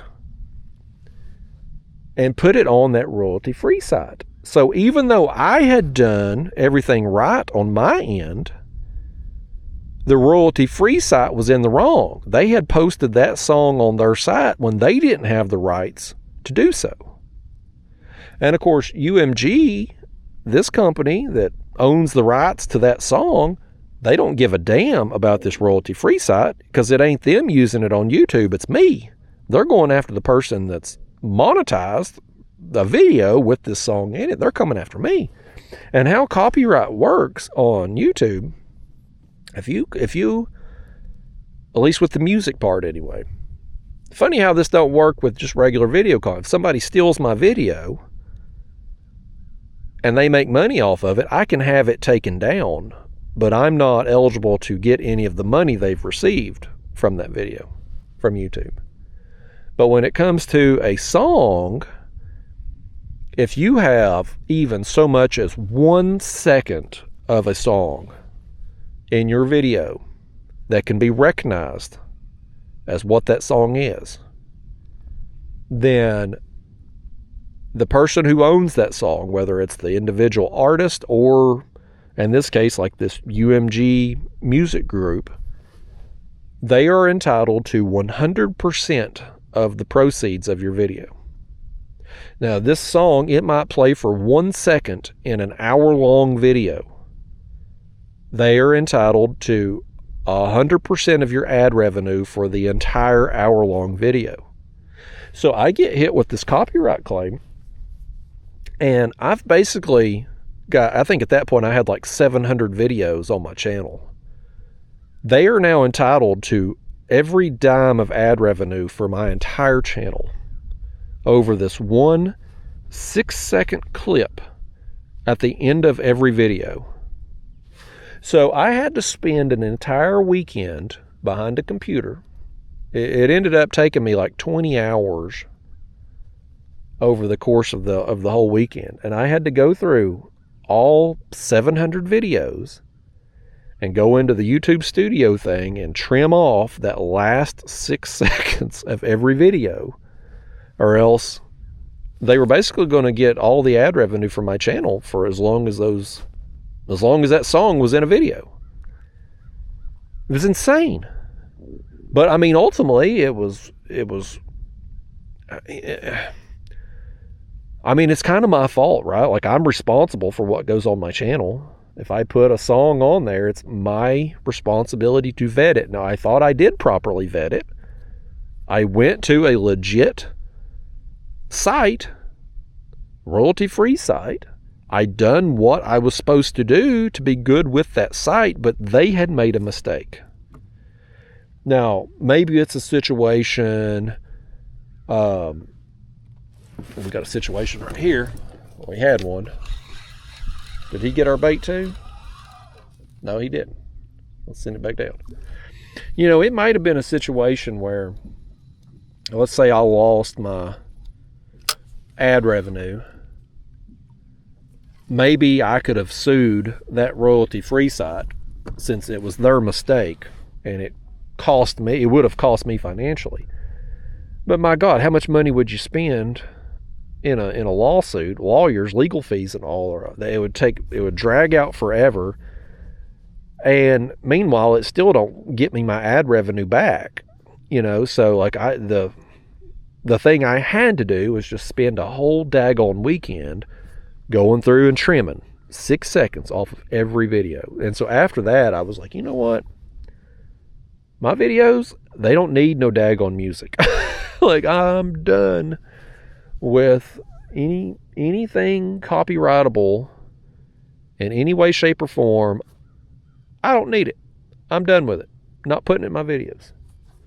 But what I've heard, this is happening now, and I've known people who have gotten dinged because of boats going by, like these wake boats and stuff that go by. They'll oftentimes be blaring music at the loud as they possibly can. If the camera microphone picks that up, a boat going by, or maybe you outside somewhere, somebody's got a radio on, whatever. If it's on video and that song is recognizable, people have gotten hit, even though they're not playing it on, like the content creator. They're not adding that music to their video, but it's just in the background on a radio somewhere. Boom, copyright strike. Don't know anybody personally that this has happened to, but I've seen several people online talking about it having happened to them, where they're humming a song or singing a song themselves in a video. Like me doing the Tony the Tiger thing a little while ago, even though it's not a song, but you know what I mean. Let's say I was just humming a tune or whatever, which I don't know why you'd be watching a video of me just humming a tune, but people watch anything these days, so who the hell knows? But you get my point. Like if I was just randomly humming a tune or singing a song out here as we reel in a fish, there are people who are getting copyright strikes for that. Even though they're not playing the song, they are singing themselves copyrighted lyrics. They're getting hit. Like that's a bit of a stretch, if you ask me. Like I'm 100% believer in copyright protection. Lord knows I've had enough of my stuff stolen that I want copyright laws in place. I want to catch this fish right here too. Yeah. All right. All right, folks, we got another one here. This one's going to stay hooked up. He's fighting with everything he's got. He ain't got much, but he's fighting with all of it. This rod here is a little bit more flimsy than my other rod over there. Oh, he's got one with him. Look right here. Look right here. He's got one with him. He's got one with him, folks. Grab your other bait here. Grab your other bait. Or your other rod, I should say. We should have had this ready. We ain't seen a fish come up with another one all morning. Here, drop this down. Drop it down right here beside him. Let's bring him back up and see if he's got that friend still with him. I should have had it ready to go.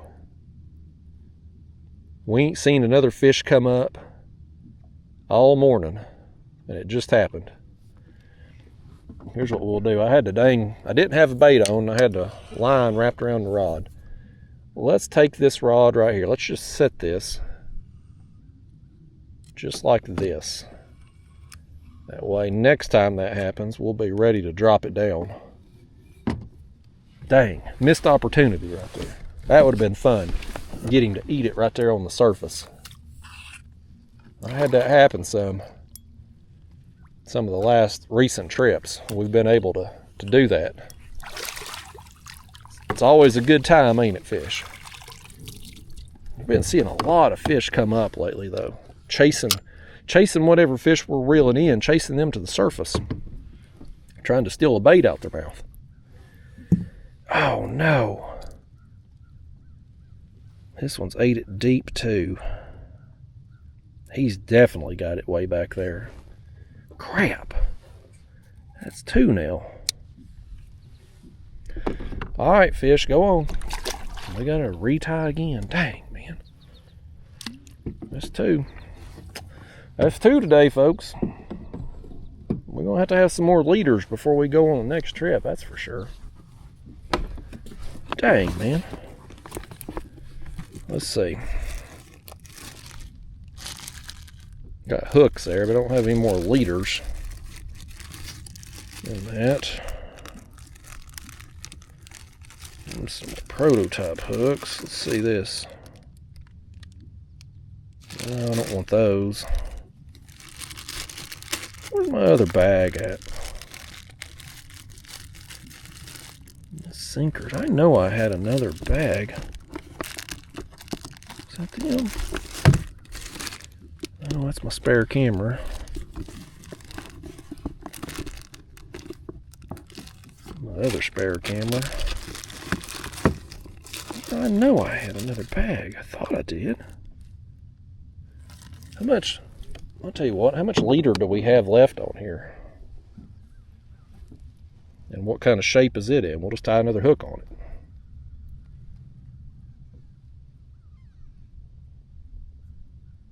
Yeah, our leader still feels good. Well, hell, let's just put another hook on it. That'll be easier. Tie us up some more leaders, though. These are the hooks I've been using, these Gamakatsu shiner hooks, number ones. Huh? Had some pretty good success with them. Caught some big fish with these. Small hook. but I've had a lot of success with them. Unfortunately, when you're using small hooks, though, you will get some gut hooks, whether you're using this style, this kale style, or circle hooks. So, lost some circle hooks, too, from gut hook fish on the small hook sizes anyway.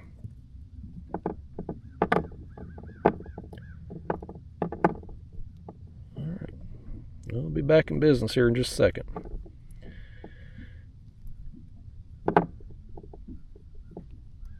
There we go. A little bit shorter leader, but whatever. Matters not. Let's get another bait now.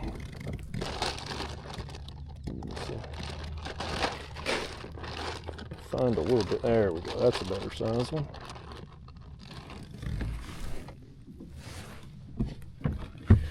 All right.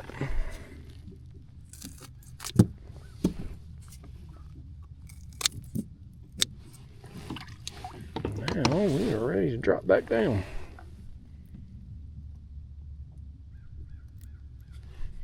All right, back in the game. Yeah, as I was saying, like, I'm all for copyright protection because I've had a bunch of stuff get stolen. YouTube's pretty good about protecting content creators. They notify you very quickly, and with YouTube, it's 3 strikes and you're out. If you get 3 copyright claims, they'll take your whole channel down. Now, other platforms, it ain't like that. Facebook being the worst. Facebook, I'm currently boycotting Facebook at the moment for that very reason. I've had people stealing my stuff.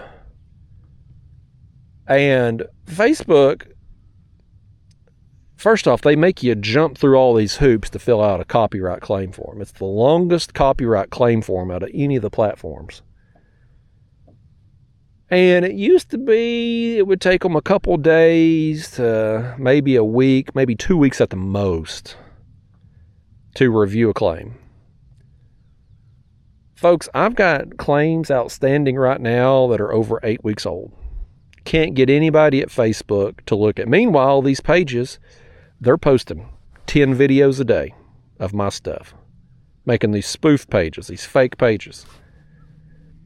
So I'm like, you know what, Facebook, if you're not going to protect content creators, they're just all about the content. They want the volume of content. They don't care if it's stolen or what.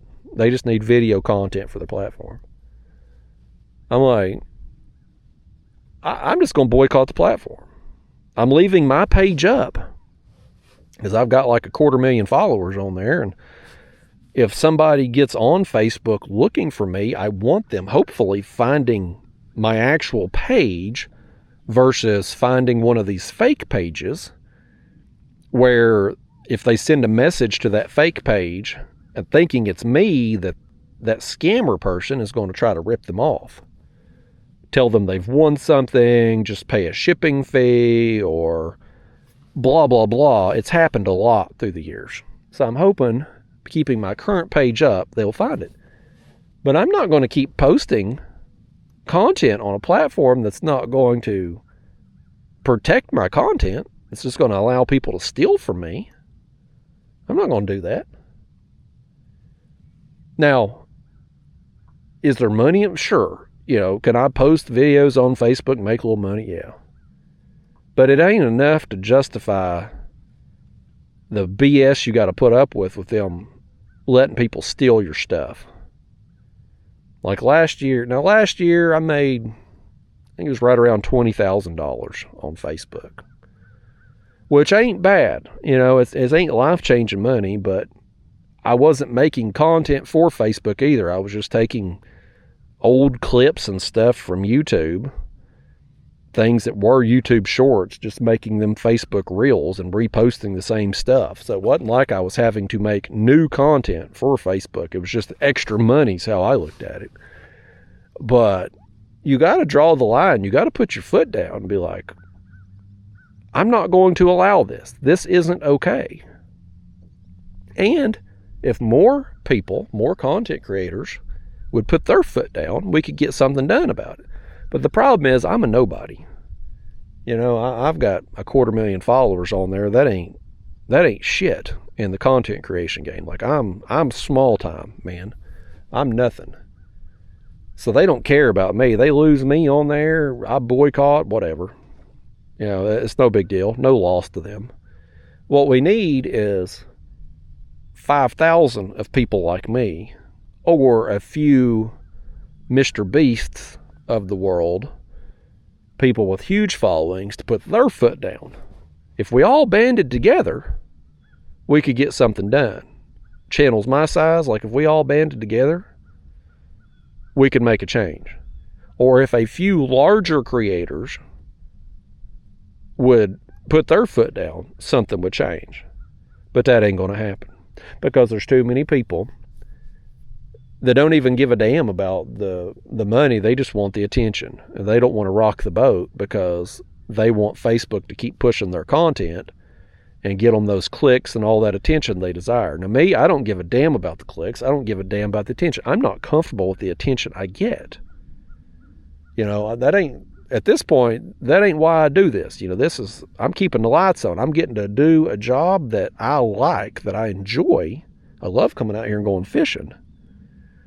And I want to be able to do this and make video content that will allow me to maintain this lifestyle.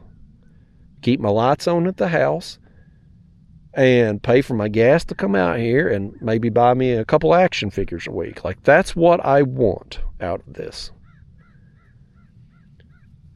The attention and the any notoriety, if you will, that comes from it, I could do without that. I like being left the hell alone. But I mean, that's one of the trade-offs. Like, if you're going to do this at a level high enough that you can actually make a living from it, you're going to get some unwanted attention, okay? But some people, they're so desperate for that attention that that's the only thing that matters. They're not willing to rock the boat or lose a little bit of money when things don't go how they should, because that attention's the most important thing to them. So they're willing to overlook more than what I'm willing to overlook. And I'm just not going to do it. So I'll still use my Facebook page. I will still make some occasional posts, updates, or stuff like that maybe. And if Facebook turns it around and they start doing these copyright claims and shutting these fake pages down, if they get their act together again, well, then I'll go back to posting content on there. But right now, for the last few weeks, I ain't been posting on there. And the reason for it's because I'm having so many problems with these fake pages posting 10 videos a day. This fish right here, he said he got a video to post himself. He's going to post a video of me reeling him in. That's what he's going to do. Yeah, buddy. This fish right here, so he's got him 2 Facebook pages. He's got his, oh, he's a little bit bigger. Not a lot bigger. He's by himself too. He didn't have a friend with him. He's the biggest one of the morning. Oh, you know what we didn't bring? It's in the box on my trailer. We didn't bring the front camera mount. Crap. Well, this one ain't really front camera worthy anyway, but if we do get one front camera worthy today, we're going to have to jimmy rig something together, folks, because I ain't got the dang, I can't believe y'all left that thing in the box on my trailer. My trailer's got like a storage box in the front of it, and you all have left it in there. Dadgummit. Oh man, this one's got it deep too. How? I think we might can get this one though, at least. It's back there, but I see it. I can get my hand in there. Crap. I see it right there. It's at the very back. He ain't happy about it either. This is another one I think we're going to be better off cutting it so far back. I could get it if he would calm down. Dang it, fish. Act like somebody. Oh, well, you know what? You sit there and get it out of your system, fish, because I'm going to reel in your friend. I think I can get it, but he got it way back there. Well, here comes a jet ski up here too, folks. First one of them we've seen today. I've seen a million of them Saturday, the tournament. First one we've seen out here more. That's the perk of fishing on a Saturday. I mean, fishing on a Tuesday versus a Saturday. Has this fish got any friends with him? He does not. All right, let's work on this one since he's tying up our net right here. Yeah, I see our bait right there too. We may get the hook and the bait back on this if I can just reach it. Need me some slide. There it is. We got it. All right, fish. Let's hold you out there. You are the biggest one of the morning. He's gone. He's done with us, he said. He's had enough of us, our nonsense. He said if I ain't going to give him that bait, he ain't going to give me a picture with him. We got that dang bait back though, didn't we? This one here ain't going to give it to us. All right, let's see what we can do with you there, sir. This one at least got the hook in a more easy to get place.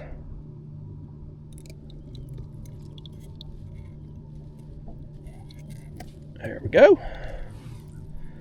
He's all wrapped up in that line though.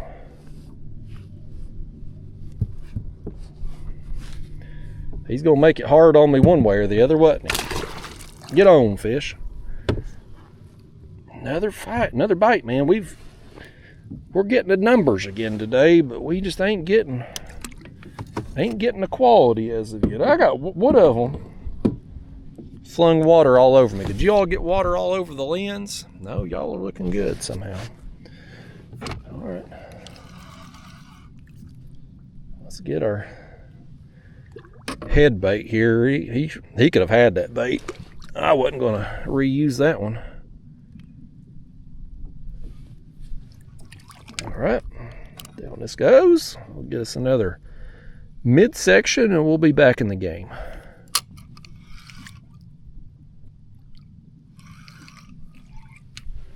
Okay.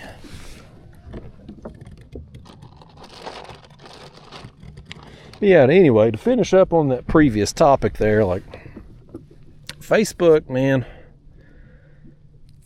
you know, to me, I wasn't trying to be a professional Facebooker. It was just an opportunity when they started paying for me to post content I'd already made and make a few extra bucks. It was bonus money to me. Now, you know, it wasn't nothing to snub your nose at. I mean, hell, I paid for that Facebook money last year. I mean, hell, that paid for my wedding, a couple trips. Like, you know, I mean, it wasn't a life-changing amount of money, but I mean, it was something. But I'm just not going to allow them to just let people just blatantly steal from me with no consequences. Like, you know, and that's the thing of it. Like, I understand they're backlogged on copyright claims because there's so much content theft on their platform, but that's a choice for them to allow that. Okay, they choose to allow it. YouTube has had mechanisms in place for years that instantly detect copyright violations. Like, if you take part of this video today, snip any part of it, upload it to YouTube, I am going to be instantly notified. They catch that in the upload process. So if YouTube has that technology, you telling me Facebook don't? And YouTube's had that technology for years. So Facebook has that technology. They just choose not to use it because they're so desperate for the content. So, like, I understand that there is maybe a backlog for people to review stuff, but like, one, the computer program should catch it right away. And two, when somebody does steal, you shouldn't have to fill out 500 copyright claims on them. I mean, there's been pages, folks, through the years that I have had 20 plus content or copyright violation forms approved on. Not just me filling them out, approved. Where somebody at Facebook went in, reviewed it, said, yes, this is a copyright violation. They removed the video, but the page remains active. The page stays up. There's no punishment for them. None. And unlike the deal with the copyrighted music, where if you've got 1 second of a recognizable song in your video and you lose 100% of your ad revenue, like YouTube will give that money, your ad revenue, to the artist or to the company that owns the rights to that artist's music. It ain't like that with video stuff, man. If it takes Facebook 3 months to get to reviewing a copyright claim and that person has stolen one of your viral videos and made hundreds or maybe thousands of dollars off your work, well, yeah, Facebook will take it down eventually. But that person gets to keep all that money in the meantime, and there's no recourse for them, so they're just going to steal more. And that's what you've got. You've got more pages on Facebook right now with stolen content than you do actual original content creators. And so that's a problem with the Facebook platform, and I'm not going to stand for it. Yeah, it's going to cost me some money. $20,000 last year, so let's say it cost me at least that much this year, then it's just a loss I'm willing to take. I'm just not going to put up with it. That's me. I'm not telling anybody else how to live their life and make their own decisions. I wish more people would take a stand with me. I think maybe if enough people, and again, I'm a peon. I'm a pissant on Facebook. 250,000 followers, that's nothing on Facebook, okay? It's not. But if enough of us piss ants banded together, we would get the attention of the powers that be. Or if just a handful of the Mr. Beast types would say, this ain't right, fix this, or else, they could get something done. I just don't, personally, my channel's just not big enough to have that kind of power. I can't, I can't even get a real person at Facebook, let alone get somebody important enough that could make changes to the platform. Like I'm not at that level. I never will be. But nevertheless, I'm in a little bit of a boycott right now. So, which is fine. I hate Facebook. I've always hated Facebook. It's a terrible platform. When it started out, it was great. You could keep up with your close friends. You knew what was going on in your community.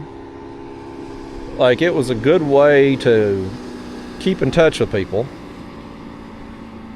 But somewhere along the way, and I can't pinpoint exactly when it happened, but some point along the way,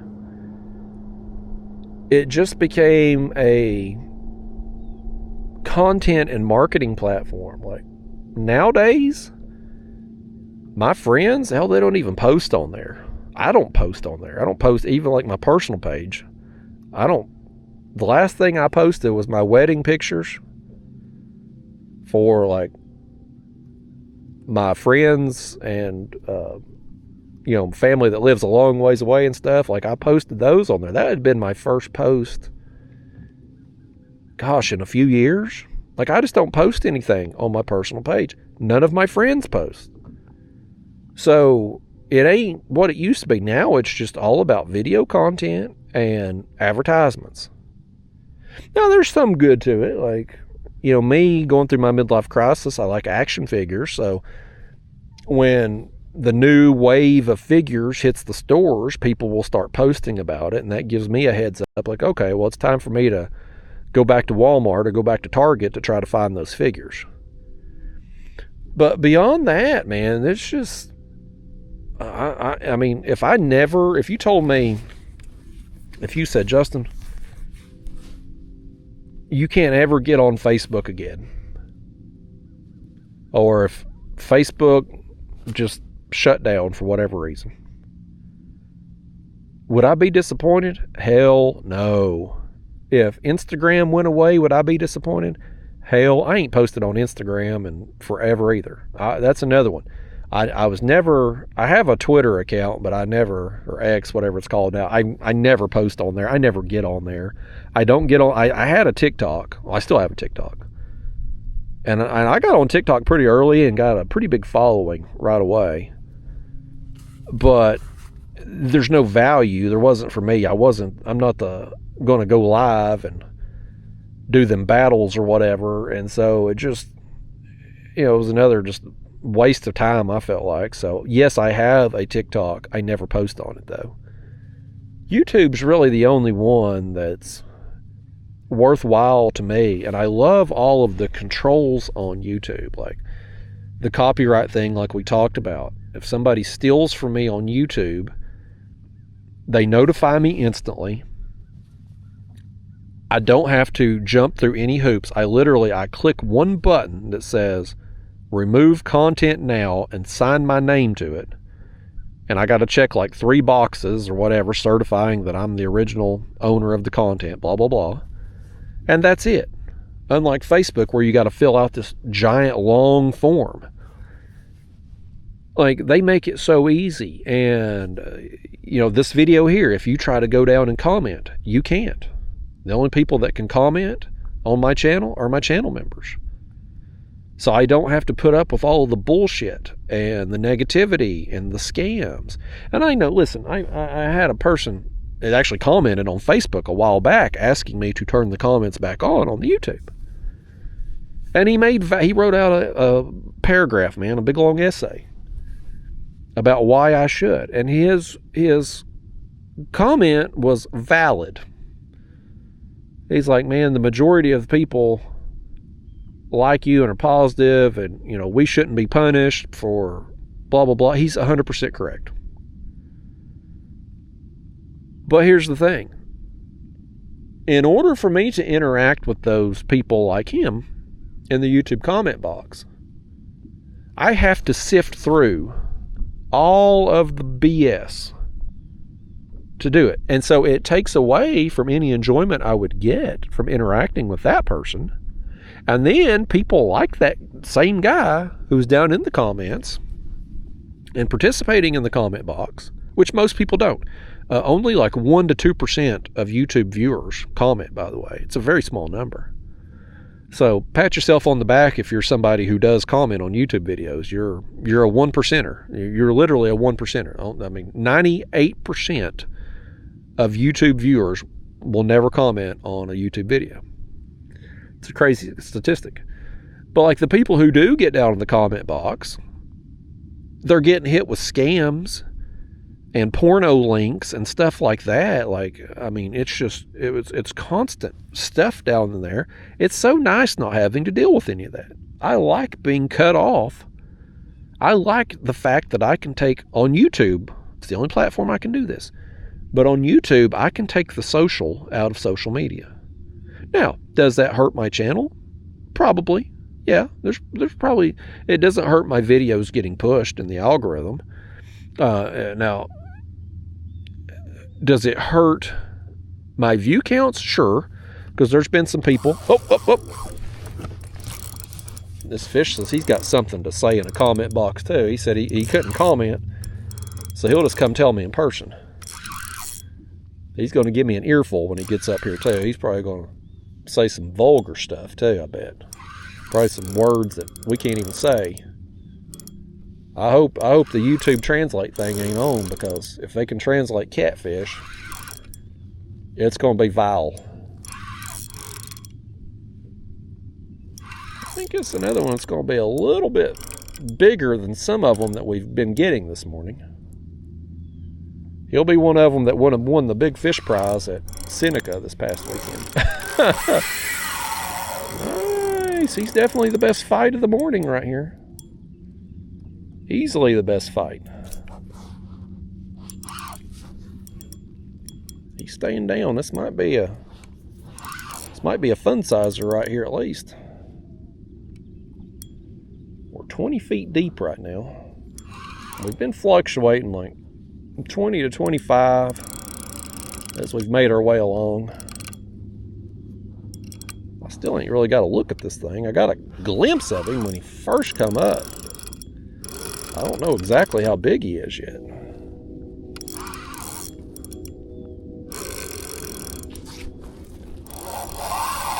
He don't want us to see how big he is either. He said, just use your imagination right now. I'm excited to see him. Unfortunately, we ain't got that dang front camera mount. Y'all left it on the trailer in that box. I can't believe y'all did that. I'm going to end up making me another one like I've got on the Hobie Lynx, one of them DIY jobs, and that way it'll just always be mounted there. It'll just have that telescopic pole we can raise when we need it. That may be a project I do this weekend, maybe.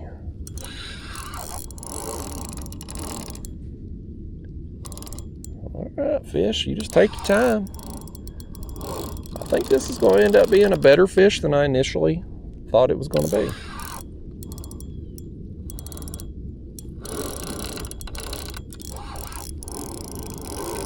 I'm seeing some bubbles come up over there too.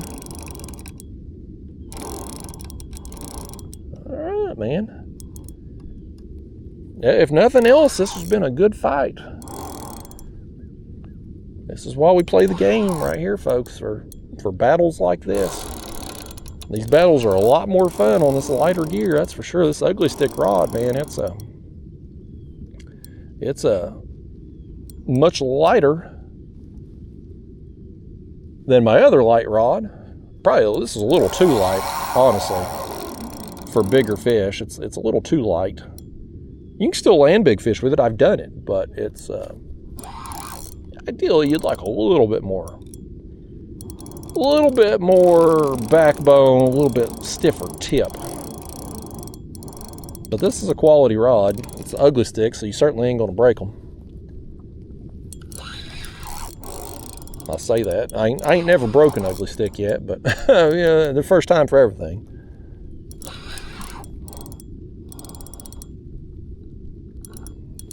Might as well get your net ready over here.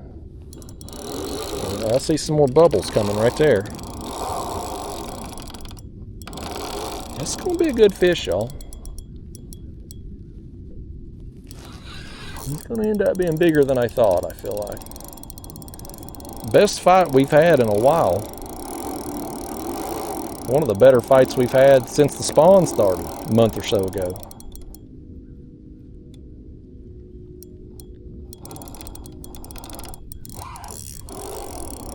I'm just hanging on. That's about all you can do. Just hang on. You can't horse him with this light line. The light line and the thinner wire hooks. You just gotta use your drag, play them out a little bit.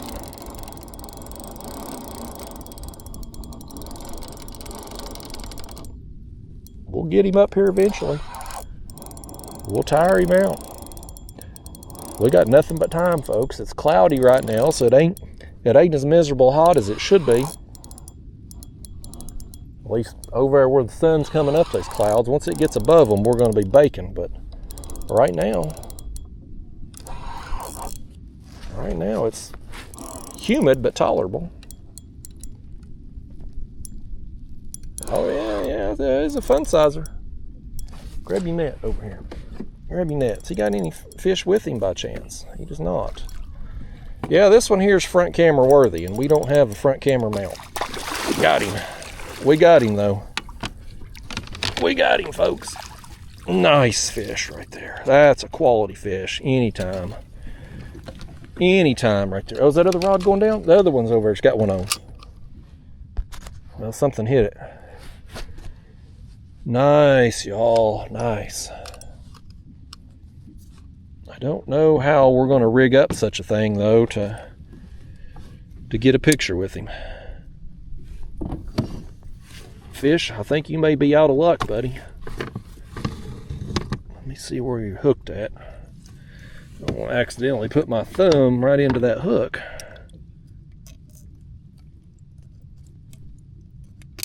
Well, can I have it back? There we go. Okay. Get that line wrapped around the fin. There we go. All right, let's get that out of the way. Dang, do we have anything that we could rig up? If I balance the camera up there on the hatch, we're just begging to get it knocked off. I ain't gonna move the cooler up there. I wonder if I could I set the camera in the... We can do this. This is gonna be an awful picture, but we'll try it. Here, bear with me a second here, folks. We'll see if I can tilt that thing. This is gonna be an awful picture. I don't know why we're even bothering with this, but we're gonna do it, I reckon. Awful picture.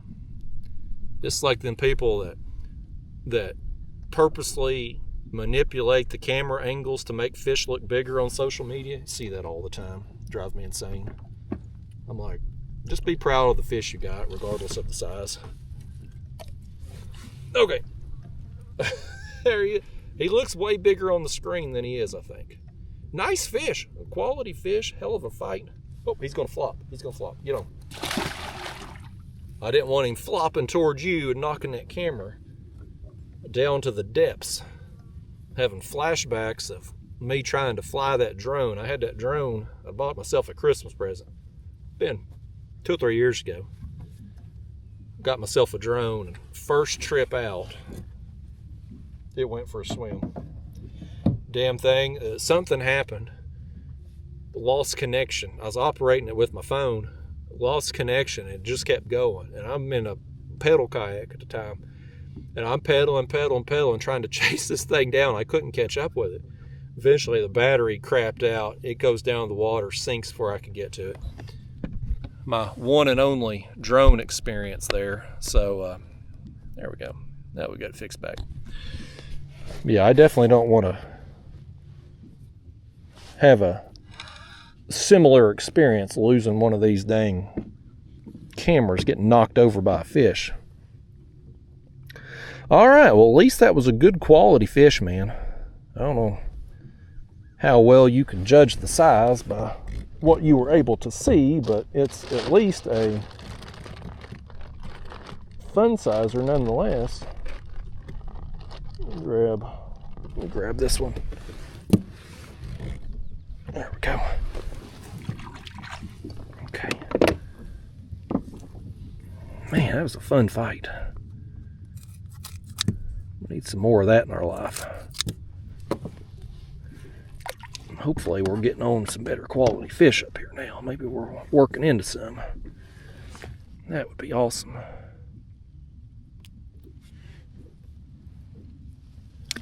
All right. Back down it goes. Hell, that fish broke my train of thought. I don't even remember what we was talking about now. Something about YouTube and the copyright stuff. Oh, I don't know. We was talking about the comment box.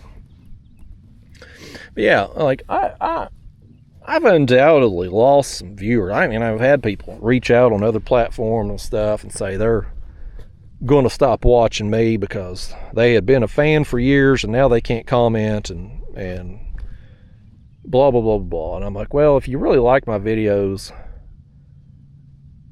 that wouldn't deter you. Like, those people, I think, were just kind of a tit for tat thing. They would watch long enough to leave a comment so that they could get some feedback or a response to the comment, but that's what they really enjoyed. It wasn't the videos themselves they enjoyed the interaction.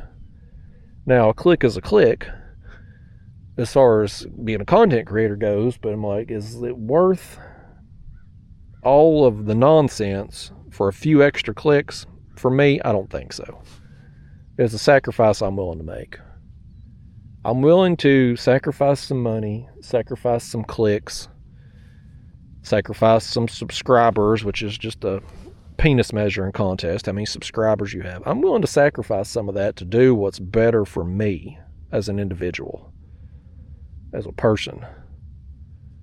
So, not everybody's going to agree with that, and that's okay. You can run your channel however you want to. But me, I want to interact through these videos like this, but I don't want to interact with anonymous screen names or people who just have nothing better to do than just be a pest, be a fly buzzing around your head in a comment box or something. I have no desire to interact with anybody like that. So I'm just not going to.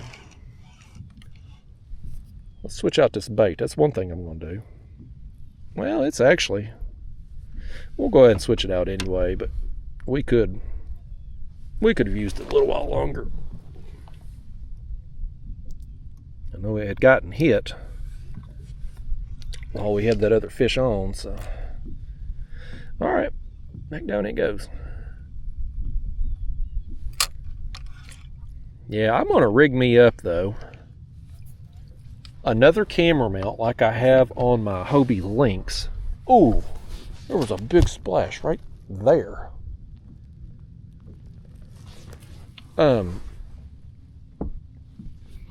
I've told that story before, but 2 years ago, I guess, whenever I was down there in Florida.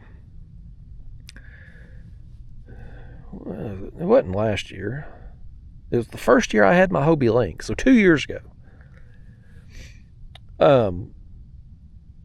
I get down there in Florida. I'm down in the Everglades, and I had put the Lynx in on the side of a road type place. And I fished, and I went back up to the mainland to Florida there, and I got out on Lake Ida on my next trip. And I catch a fish I want to get a picture of, and I go to set up my camera mount, and I realize, well, crap, I don't have my camera mount. And it dawned on me that it was laying on the side of the road down there in the Everglades. I was like, boy, that's going to be a problem, because, I mean, I was just starting my vacation. Like, there was going to be a lot of, at least hopefully at that point, a lot of fish I was going to catch I was going to want to get a picture with, right? Like, I got to come up with something. So I went to the store. I got off the water. And I went to Home Depot. I got a pack of zip ties and a piece of PVC that was big enough diameter to put my camera down into. You can't see this, but on my camera there is a little portable battery pack. That's how I get about 4 hours of runtime with this camera. But that camera battery pack's like a handle, and I could stick it down in that PVC. So then I was like, well, I need something to attach this PVC to. So I went to Best Buy, and I got a little selfie stick that had a female insert, a 1/4 inch or 1/4 20 female thread on the bottom of it that I could screw into a ram ball that had a male thread, which I had with me. So out there in the Best Buy parking lot down there in South Florida, I jimmy rigged a camera mount out of a selfie stick, a piece of PVC, and some zip ties. And I done it as a temporary DIY deal to get me through the trip. But what I come to realize was that this is a damn good camera mount. Like, this really suits my needs.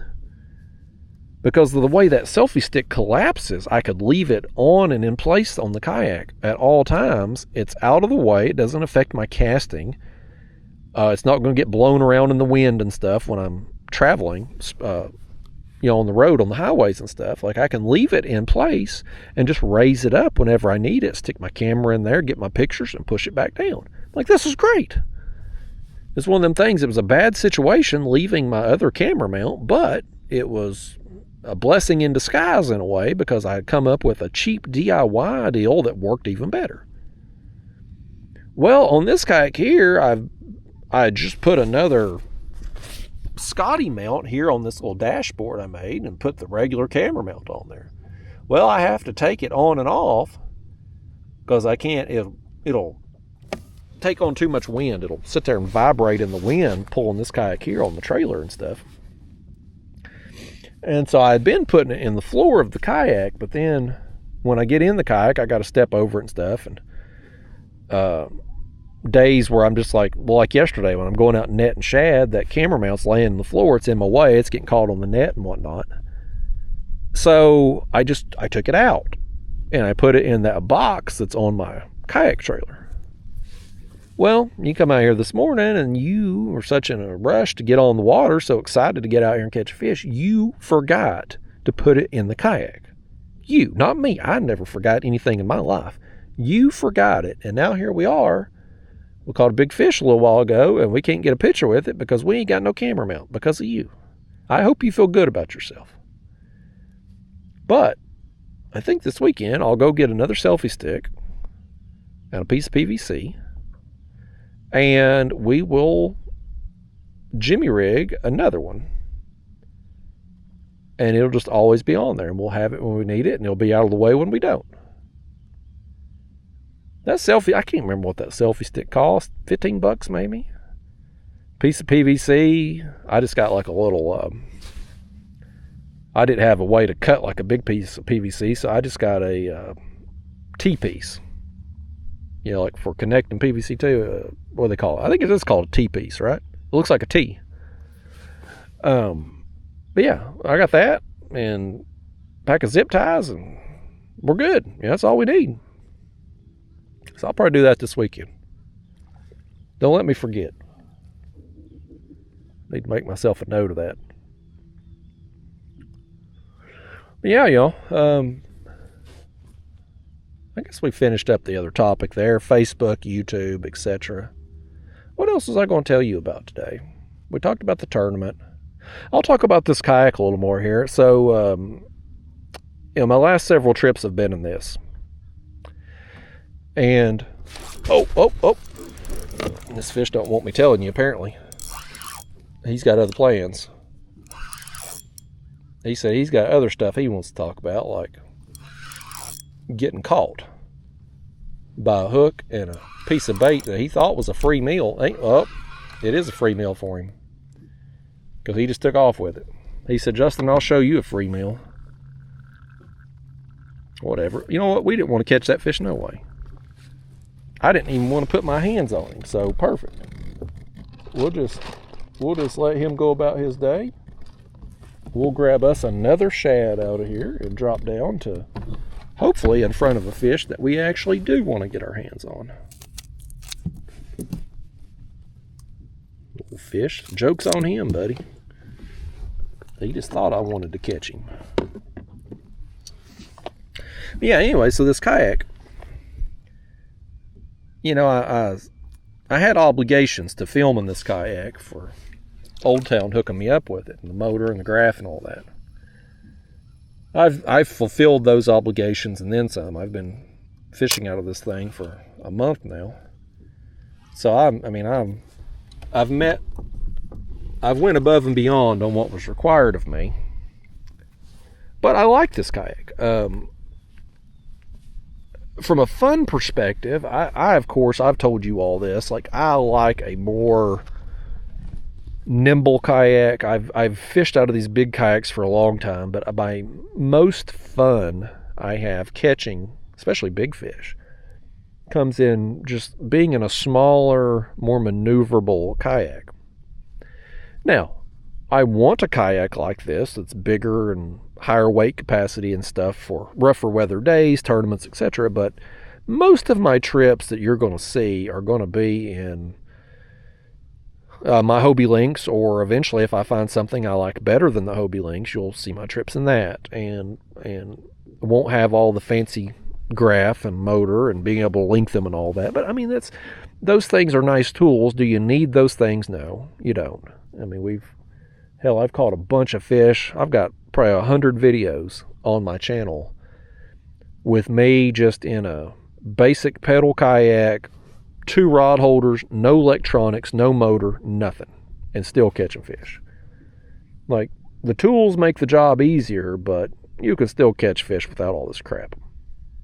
So anyway, we'll go back to fishing out of the link soon. I wanted to bring this kayak today specifically because I had to make such a long run from the back of this creek to get out here to the channel. I wanted the motor. This particular area, this section of the river, there's not any real close access to get right here where we are now. You got to make a long run, and so having the motor is nice for that. And I don't know where I'm going to go tomorrow yet. I may run down to Chattanooga tomorrow, fish on Nickajack. I ain't been down there since the spawn started. Oh, that's a nice thump. Our line's slack. Watch it go down now. He's got it, buddy. Oh, nice takedown. Nice takedown right there. Nice. He thumped it hard, and then our line went slack, and then down it went. This feels like another one here that might be decent quality. Well, right here in front of this creek, or pocket, or whatever it is that goes back in there, I don't see any creek channel on the graph, so it may just be a little cove or pocket. But anyway, we're right here in front of it, and this thing, he's coming right up, but well, he ain't gonna be as big as I thought. He's a smaller fun sizer. I thought he was gonna be bigger than that. He certainly hit it hard.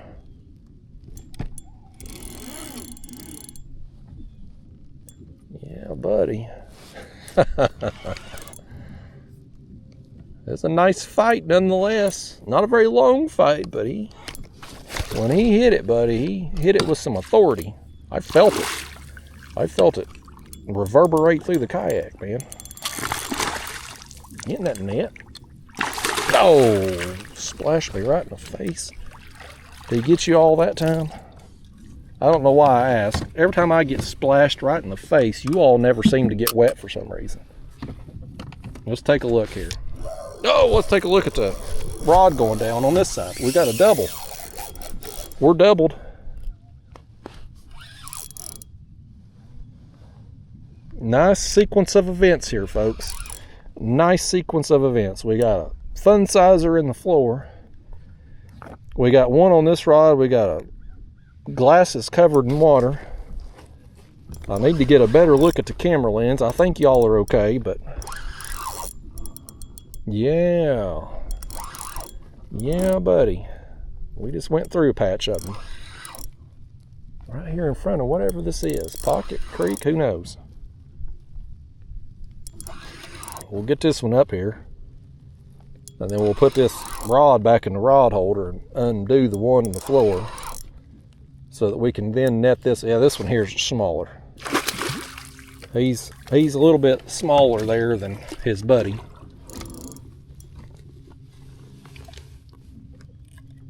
Oh my gosh, this is another one that has just inhaled it.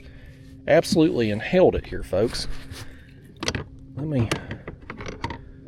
me see if I can work on this. Boy, they're eating them deep today. They're just, the ones that are hitting them are just inhaling. Oh, that one there. That one there I don't want to try. I see it, but I don't want to. I think I'm going to cause too much damage on that one. Dang. Boy, that's happened a lot today. I expect it when we're using things like chicken, but not so much with shad. But today, man, it's been one of them days. They're just inhaling it today. They're just sucking it in versus biting it. Come over here, fish. Come on. Come on. Get in there. There you go. You got it. You got it. Let's hope you got to. Yeah, he's got the hook in a better place on his. Dang. Okay. Let's see where we got you hooked here. Let's get you going. We'll rebait. I'm just going to tie another hook on that other leader. We definitely got to make some leaders, though. Don't we, fish? We got to get out of here. We definitely got to get some leaders before the next trip tomorrow. Don't let me forget to do that tonight. What is that in the net? One of them, oh, it's a leaf. I thought one of them had crapped in that net. I didn't want the wind blowing that net up against my back with a pile of crap in it. That would have been not good. Okay. There's a little bit bigger shad anyway.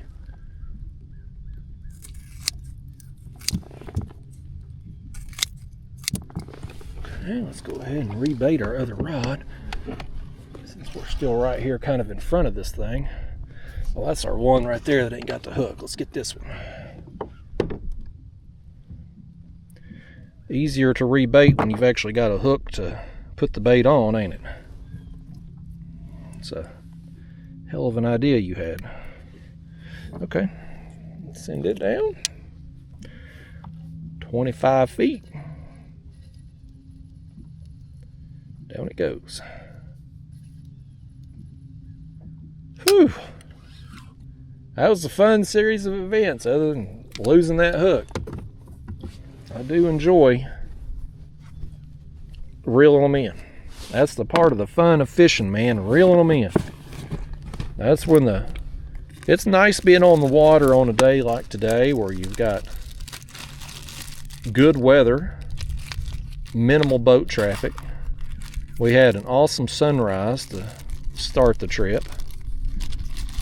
It's nice, but all of that without fish, you still don't have much of a memorable trip, but you throw in some fish with it and you can make some memories, folks. Okay, get that slime off of here. Yeah, leader still feels pretty good. Okay. All right.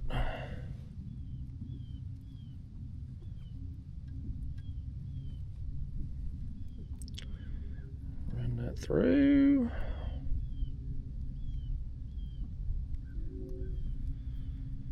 Okay. My hands are slick. There we go. All right, let's get that head bait on. Now we're back in the game. Boy, is it already 9:30? It is. That graph's got a clock on it right there. Boy, we've been at this almost 3 hours. Goodness gracious. Time's gotten away from me, folks. I didn't realize we were that late into the morning. Time flies when you're having fun. Let's get all this water off my glasses finally. Now let's check you all. Y'all look amazing as usual. I get splashed right in the face every time. You all never get a drop on that lens. But yeah, going back to the kayaks, what I was going to say. I'm really liking this kayak a lot for what it is. Now, is it the most fun to catch a fish out of? No. At least not by my standards. But there's some major perks to this kayak. One, it's made to have a motor on the front of it, so it rides higher in the water. When I was up there in the boat wake, I ain't fished in real rough conditions here at home since I got this thing, but up there on Seneca, when I'd be going through the boat wake and stuff, I'd get a little bit of splash up there, but I wasn't taking huge waves over the front. Like with my Hobie Pro Angler with the motor on it, for instance. That same situation with that kayak, I'd have had a bunch of water inside the hull because I would have taken water over the bow and it would have got in there. This sheds that water pretty good. It's also nice as far as, like yesterday, I did a channel members video yesterday while I was out there getting bait. But I've done some other videos throwing the cast net in this kayak just for regular viewers too. But this thing is really nice. So like yesterday, just as an example, I was in a creek, and this particular creek, it kind of, you get to the back of it and it opens up, and you've got this big long stretch of water that's like a mud bottom 3 to 5 feet deep, and the shad have just been stacked up in there lately. Well, I put that motor on autopilot where it's just driving forward, put my speed about 1 mile an hour, and then I'm standing up in the kayak ready to throw when I see shad. And this thing, you know, when I'm pulling the net up, it compensates and just keeps driving. So you don't get spun back toward the resistance when you're pulling in the net and whatnot. And because the motor's driving, I can go ahead and be standing up ready to throw. Whereas like with my pedals on my Hobie Lynx, I've got to set down, pedal, kind of glide up to an area that I'm going to throw the net on, then quickly stand up, get the net ready, and throw. So it's way more efficient in this thing as far as catching bait goes. It's certainly stable enough to handle any size of fish that I could catch in it. It's got enough floor space, even at the tournament.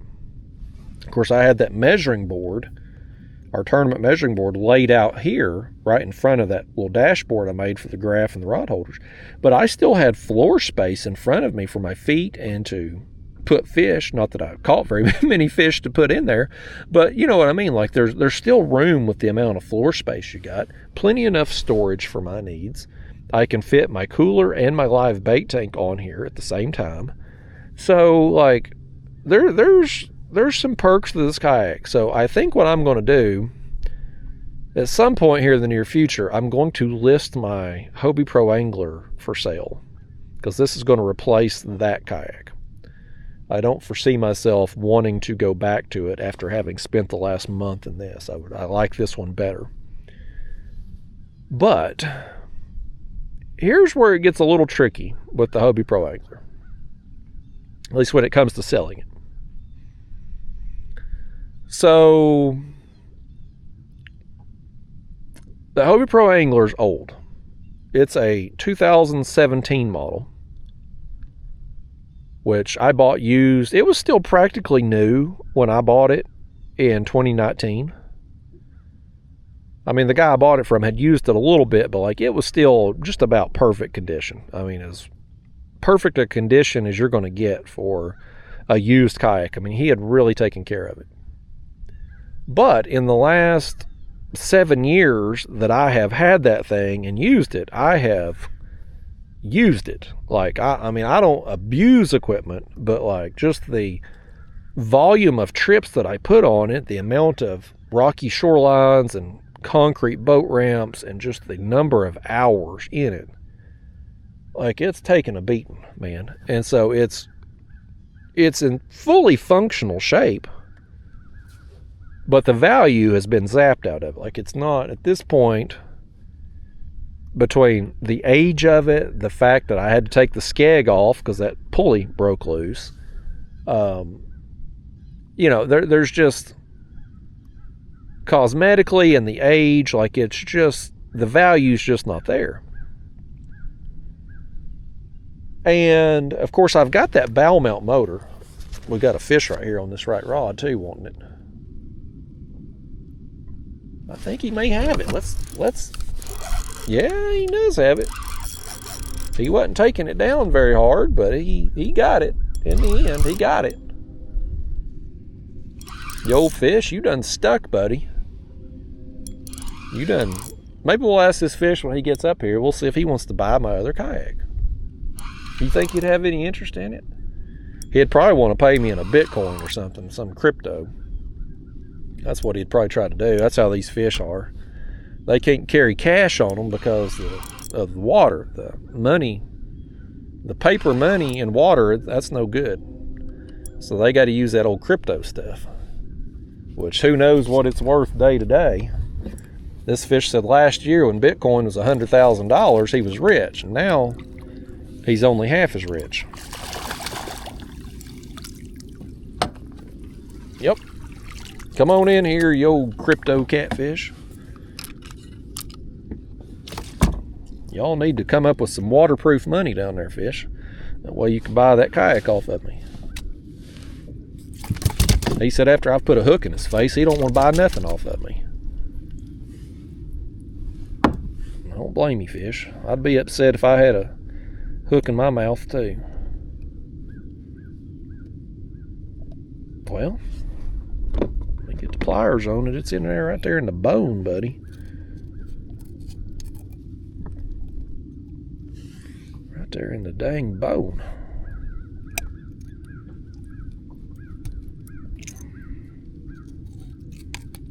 Goodness, come on. All right, there you go. Get on out of here. Go on about your day, fish. Boy, that net is slide. We've caught so many dang fish this morning. That net is just nothing but slime. It's like a damn Ghostbusters. You remember when they'd get slimed and stuff? When that old ghost slimer would be on there and he'd slime them. Y'all don't remember no Saturday morning cartoons, do you? Them days are long gone.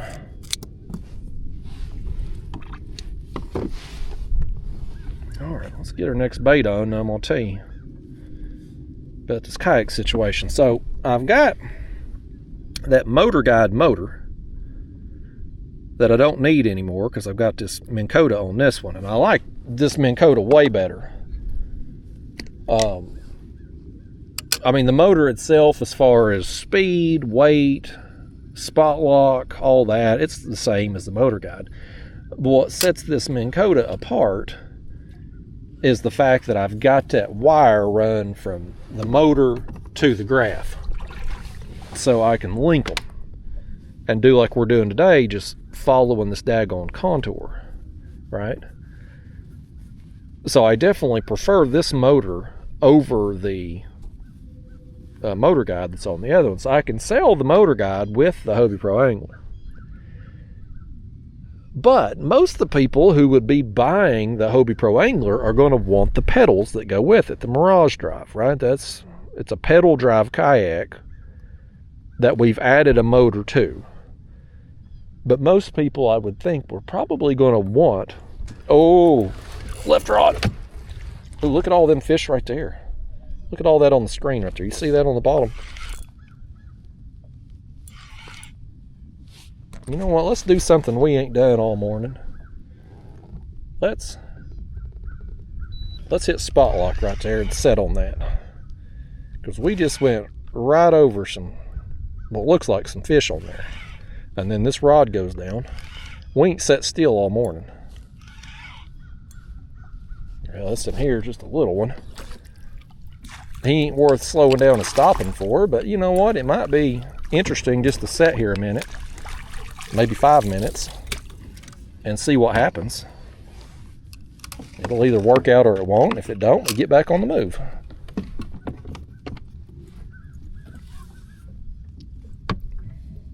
We may actually send this same bait back down.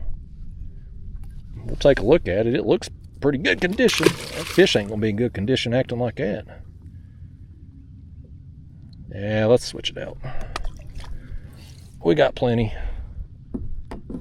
No sense in being conservative if we don't have to be. Yeah, that may be debris or something there too. I don't know. That one there looks like a fish.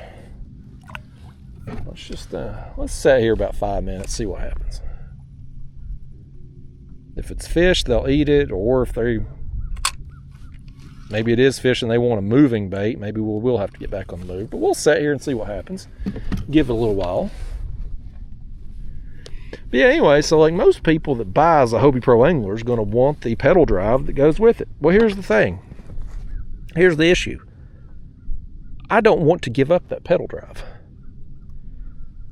I like having that extra pedal drive as a backup. So like last year when I went down to the beach and I had that shark go under my kayak in like 2 foot of water and nailed the bottom of my kayak. Very scary experience. I mean, it was a big shark for that shallow of a water to go right under you. I was about ready to pee and poo myself, if you know what I mean.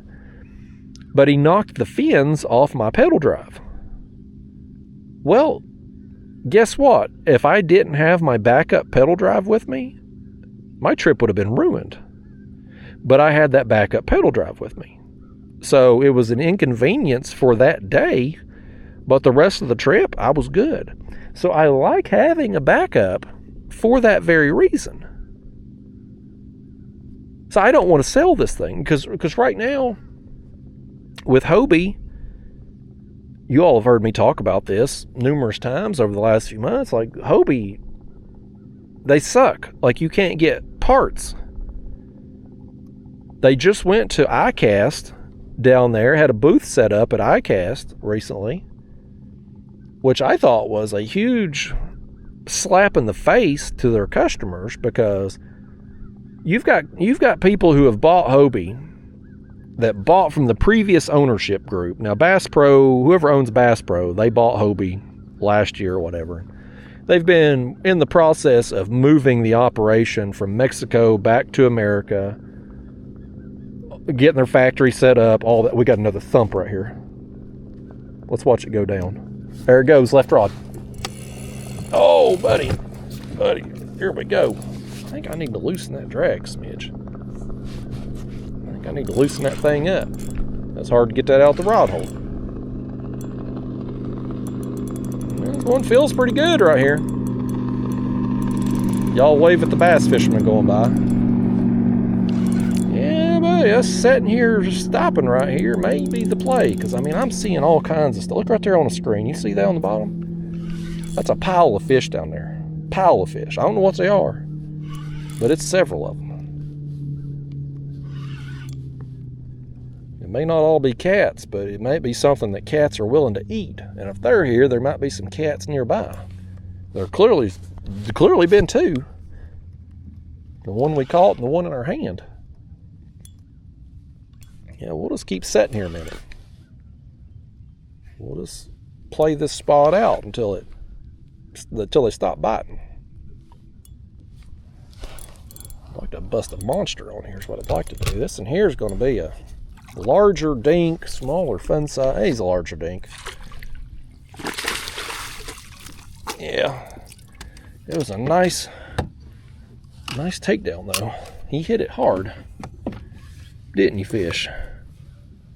He said he rested up all night to be able to hit a bait like that. He was at full sprint when he hit that thing.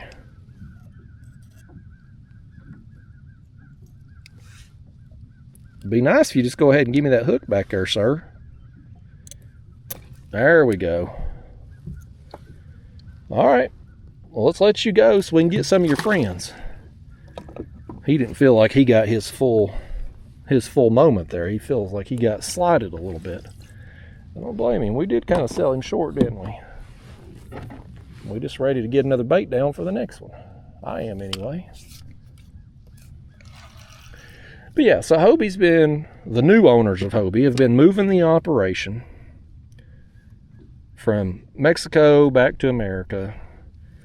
And the problem is, you've got all these people who bought from the previous regime who had cheapened everything down there in Mexico. Cheapened the process, the labor, the materials, everything. And so all them kayaks that's been bought the last few years have had problems. Structural problems, holes cracking, yada, yada, yada. Well, there's a bunch of people right now with outstanding warranty claims. They can't get replacement kayaks like they've been promised. They can't get parts. You know how much trouble it was for me to find replacement fins for the pedal drive where they got knocked off by that shark? Impossible to find. I mean, it's ridiculous. We've already got one hitting this left rod. We struck back down. He hit it a couple times. But you can't find parts, man. Everybody's upset. They can't get their kayaks replaced that's had structural damage. They can't get parts. Nothing. But yet Hobie, they got extra boats and parts to take to ICAST and set up a booth. Like, I counted like 5 kayaks in their booth on the video I seen. And it's like, you know what? That's 5 warranty replacements that somebody couldn't get. That's 5 pedal drive systems that could be available to purchase to the public, but we can't because they got to go down there and get a booth. I just felt it was a slap in the face of the customers. You know, I get it. They're trying to rebound the company and want to have a presence at a big trade show like that. But like, when you've got all these people that have been waiting for months for something that should have been handled instantly, and you can't take care of those people, but yet you've got staff and resources and extra kayaks to take to a trade show to try to get more customers when you can't take care of the customers you currently have, like, it's just a bad look. I mean, whoever made that call to go down there ain't very bright, in my opinion. I don't think they're very smart.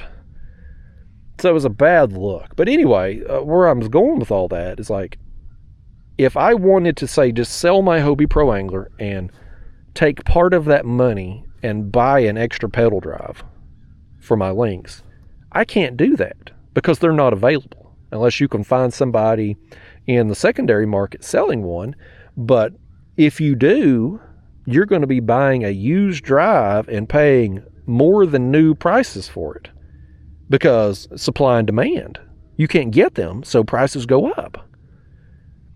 So if I have a choice in the matter, I would rather sell my Hobie Pro Angler and the Motor Guide motor with it without the pedal drive systems. That way I could keep it for when I go to the beach.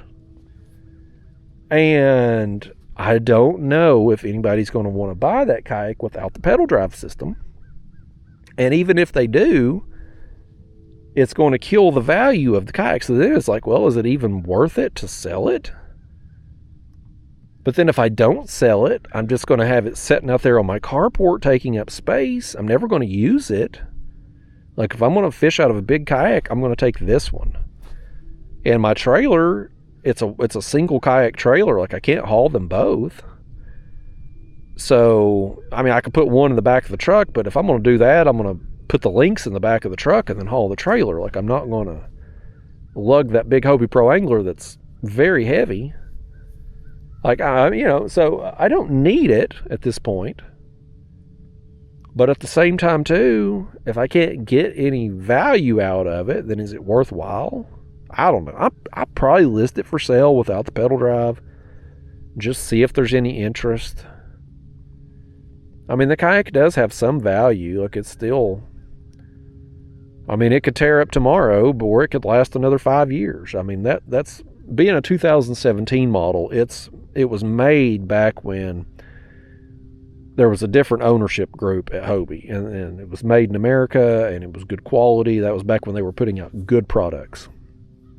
It wasn't until that private equity group bought them and they moved everything to Mexico that you started having problems, structural problems with Hobie. So, like, if I was buying another Hobie today, I would try to find an older one that was in good condition. Maybe one that's been sitting in a garage, barely used type deal, as our left rod gets hit again. He wants it. I think he's got it, y'all. Really, man. Y'all go ahead and reel this one in for me. Oh, well, you look what happens. I let you reel one in and you lose the fish. You lost the fish and the bait. I knew better. I should not have let you reel that in. I knew you would find a way to botch it. Yins always do.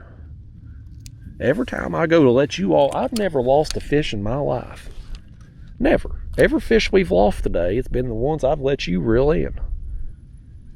You'd think you'd watch me catch enough of them, you'd learn how to do it. But every time you either lose the fish or you get the fish gut hook somehow. I don't know how you do it. I've never fished with anybody that can mess up as much as y'all do, but here we are. But yeah, so, Hobie, they went through that few year period there, and that private equity group owned them, that it was just garbage products. So hopefully Bass Pro will do a better job with the quality control and get the brand back to where it was. But it's a time-consuming endeavor to move that operation from Mexico to America and get the factory set up, hire the staff, and go through the backlog of warranty claims and all the parts, and then get the dealers restocked. And it's a time-consuming endeavor. But in the meantime, people like me that needs to buy stuff, I wanted another rudder assembly. Thankfully, I found a dealer that didn't have a website that I could call and place an order over the phone, and they charged me $25 to ship it to me, but I got me an extra rudder assembly for the links. And of course, I was able to find some fins. When I was down there in Florida, I looked everywhere online because I was going to order and have them shipped down there where I was staying in Florida. Well, nobody had any. Nobody that had Hobie parts and a website had any in the country. They all been cleaned out. Well, I got back home, a local Hobie dealer that don't have a website, they had one set left. And so I was able to buy those. But it's like, again, you got to go through all this extra hassle to get parts that should be readily available, just like this fish is readily available right here. He feels a little better, folks. This one's just kind of staying down there. This one feels better. This is a better quality fish right here. He's down there just sitting. He's not running. He's not fighting. He's just sitting there. I'm going to back off our drag just a smidge more. This is a better one right here, y'all. Unfortunately, we're catching this fish 3 hours into it when nobody's watching. But for the few of you that have stuck around for some reason to listen to all my endless stories about action figures and piss poor tournament performances, you're going to see a good one, I feel like.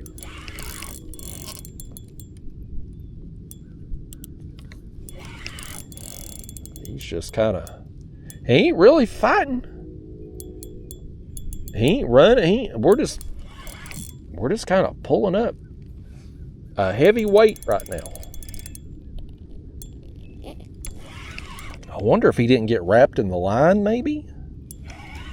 Because, when they get constricted, they'll just kind of go dormant almost. He's coming up now. I don't know. We'll see him here in a second. I don't know. Now he's going to run now. Okay, that's a big bubble that come up right there. More big bubbles. Okay. I don't know what we're going to get with this fish. I don't know, folks. I don't know what we're going to see here.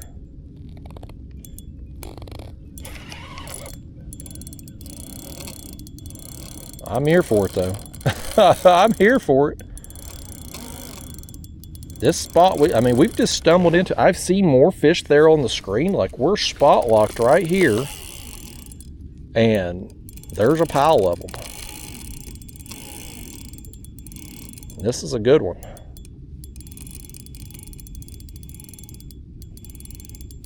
Yeah, buddy. I'm just going to hang on and enjoy the pull here.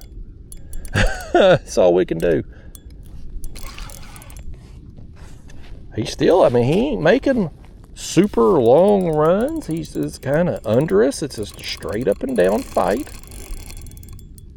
And thankfully, he's staying over here. He ain't run the other way to get in our other line or the motor. But like when I go to pick up on him, man, he feels solid. This one right here, y'all, he's solid, buddy. He's solid. We're just gonna battle this thing out for a minute. Or 2. Or 5, however long it takes. Yeah.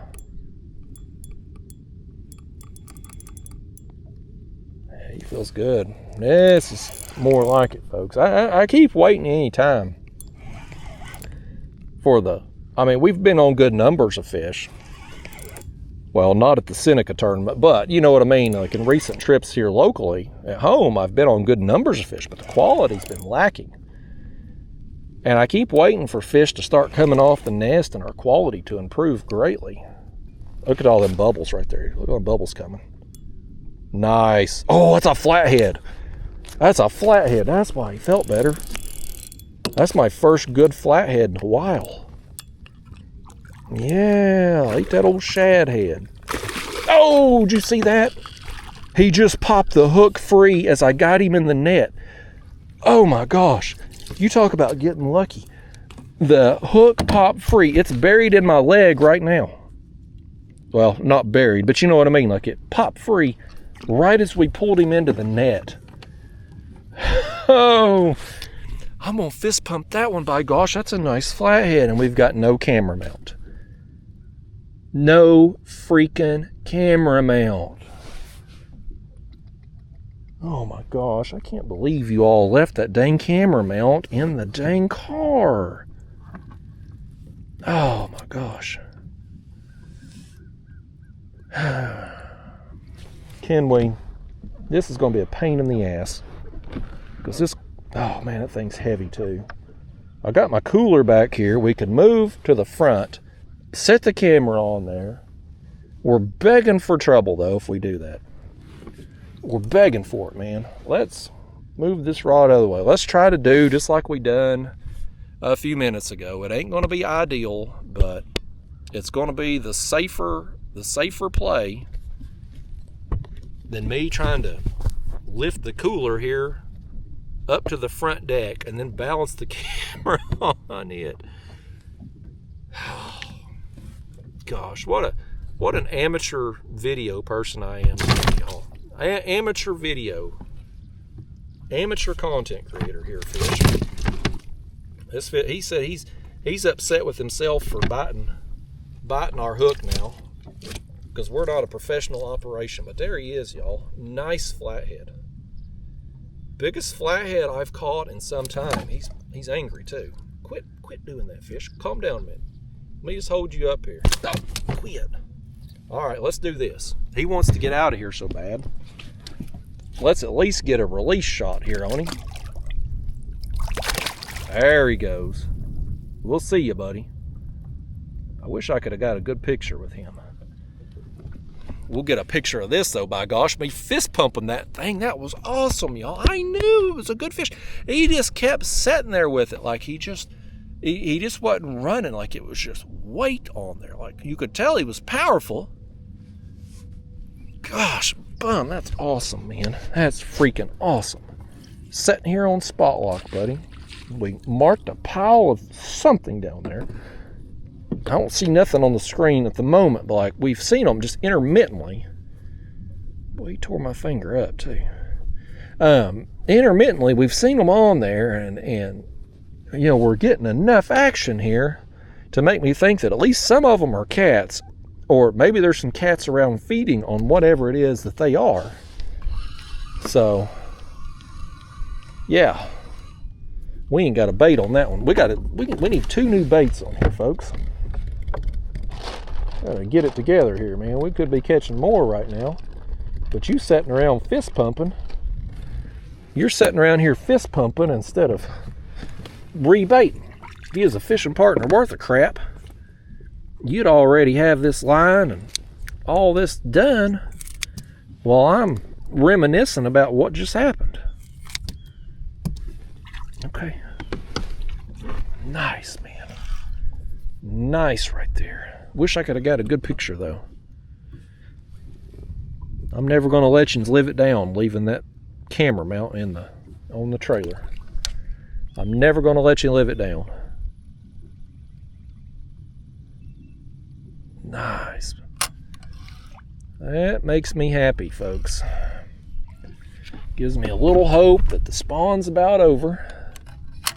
We got a good quality blue, a good quality flathead, plus we still have gotten numbers of fish today too on top of it. Like today's Today's a good day, folks. A real good day. Now I got to figure out what am I going to do tomorrow. I thought we'll see how it goes today. And maybe wherever we ended up today, if we were doing good, we would just start where we left off and keep progressing forward. But then there's part of me that kind of want to make a run down to Chattanooga too and see what's going on there. So I don't know. We'll see. We'll see what I'm in the mood for tomorrow. If I go to Chattanooga tomorrow, I'm going to have to leave out about 4:30 in the morning. So I guess we'll see how late the wife keeps me up tonight. This in here ain't going to be no flathead, folks. Let's hope he comes off. He ain't coming off. He ain't one that we want, though. I can tell just by looking at the way that rod was wiggling. We didn't want this one.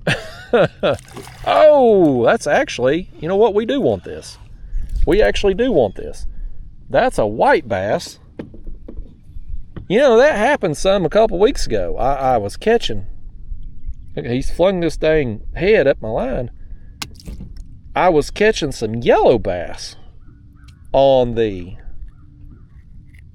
cut bait.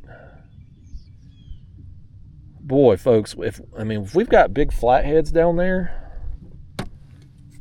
let's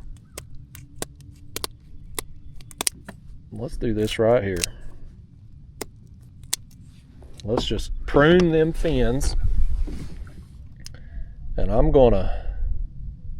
How do I want to hook him? I think I'm just gonna go through the back. I need a bigger hook for this big of a bait for sure, but we're going to roll with what we've got here. Just lack of a better option at the moment. Really, a fish this size needs to be on heavy tackle and bigger hook for sure, but there. We're going to do it like that, man, because we know there's at least one big flathead down there. This rod's way too light for that fish. But you know what? We're going to send him down and put us a live bait on, big live bait. It's going to take a second to get him set because we just got a little 2-ounce. We need a heavier sinker and a stouter rod.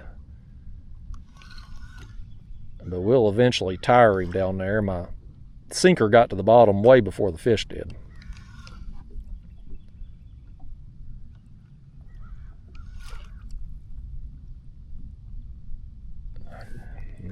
Get him set here. Bear with me a second here, folks. A heavier sinker would fix this problem quick, fast, and in a hurry. We rolling with what we got. I wasn't planning on using a big live bait today, but when the opportunity presents itself, I thought it was just a small little tiny dink. And he was the size of about a small little tiny dink, wasn't he? But he was a white bass, and that's a legal bait, and we know there's a big flathead roaming around down there, so let's just put us a live, struggling fish on and see what happens. We'll have our other one over here. Is this thing... What the hell have I done? I had him back up on the surface somehow. I don't know how. I thought I felt that thing on bottom. Apparently I didn't. Okay. It's one for the ages right there, folks. Mark that down in the blooper reels. Just your sinker, when you got a big live bait on like that and you got a light sinker, your sinker is going to get to the bottom long before your bait does. So it's, and I want that thing right off the bottom. So that heavy sinker will take them down instantly. All right, I think we got him set now. He can wiggle around and kick, and maybe if there's another flathead, gobble him up. Or a big blue for that matter. Hell, I've caught more. Everybody talks about catching big flatheads on the live baits, but when I've used big live baits and had success with them, I've caught more blues than I have flatheads. Let's see what we got on our cut bait, though. take a look at this when we get him up here. I think this is going to be a small. Old dinkety blue right here. This is what I thought we had on the other. Well, you know, it may be another white bass or something. Who knows? We'll see. No, it's a blue. I certainly wasn't expecting that white bass. I'm going to get this. Let me see if I can get hold of him here without having to use the net over here, which is on the other side of me. There we go.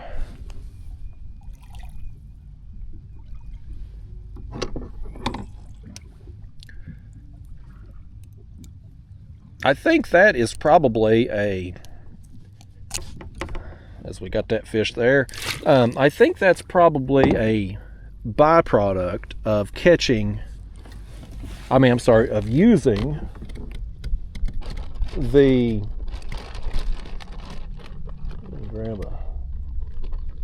let's get this one, using the lighter tackle.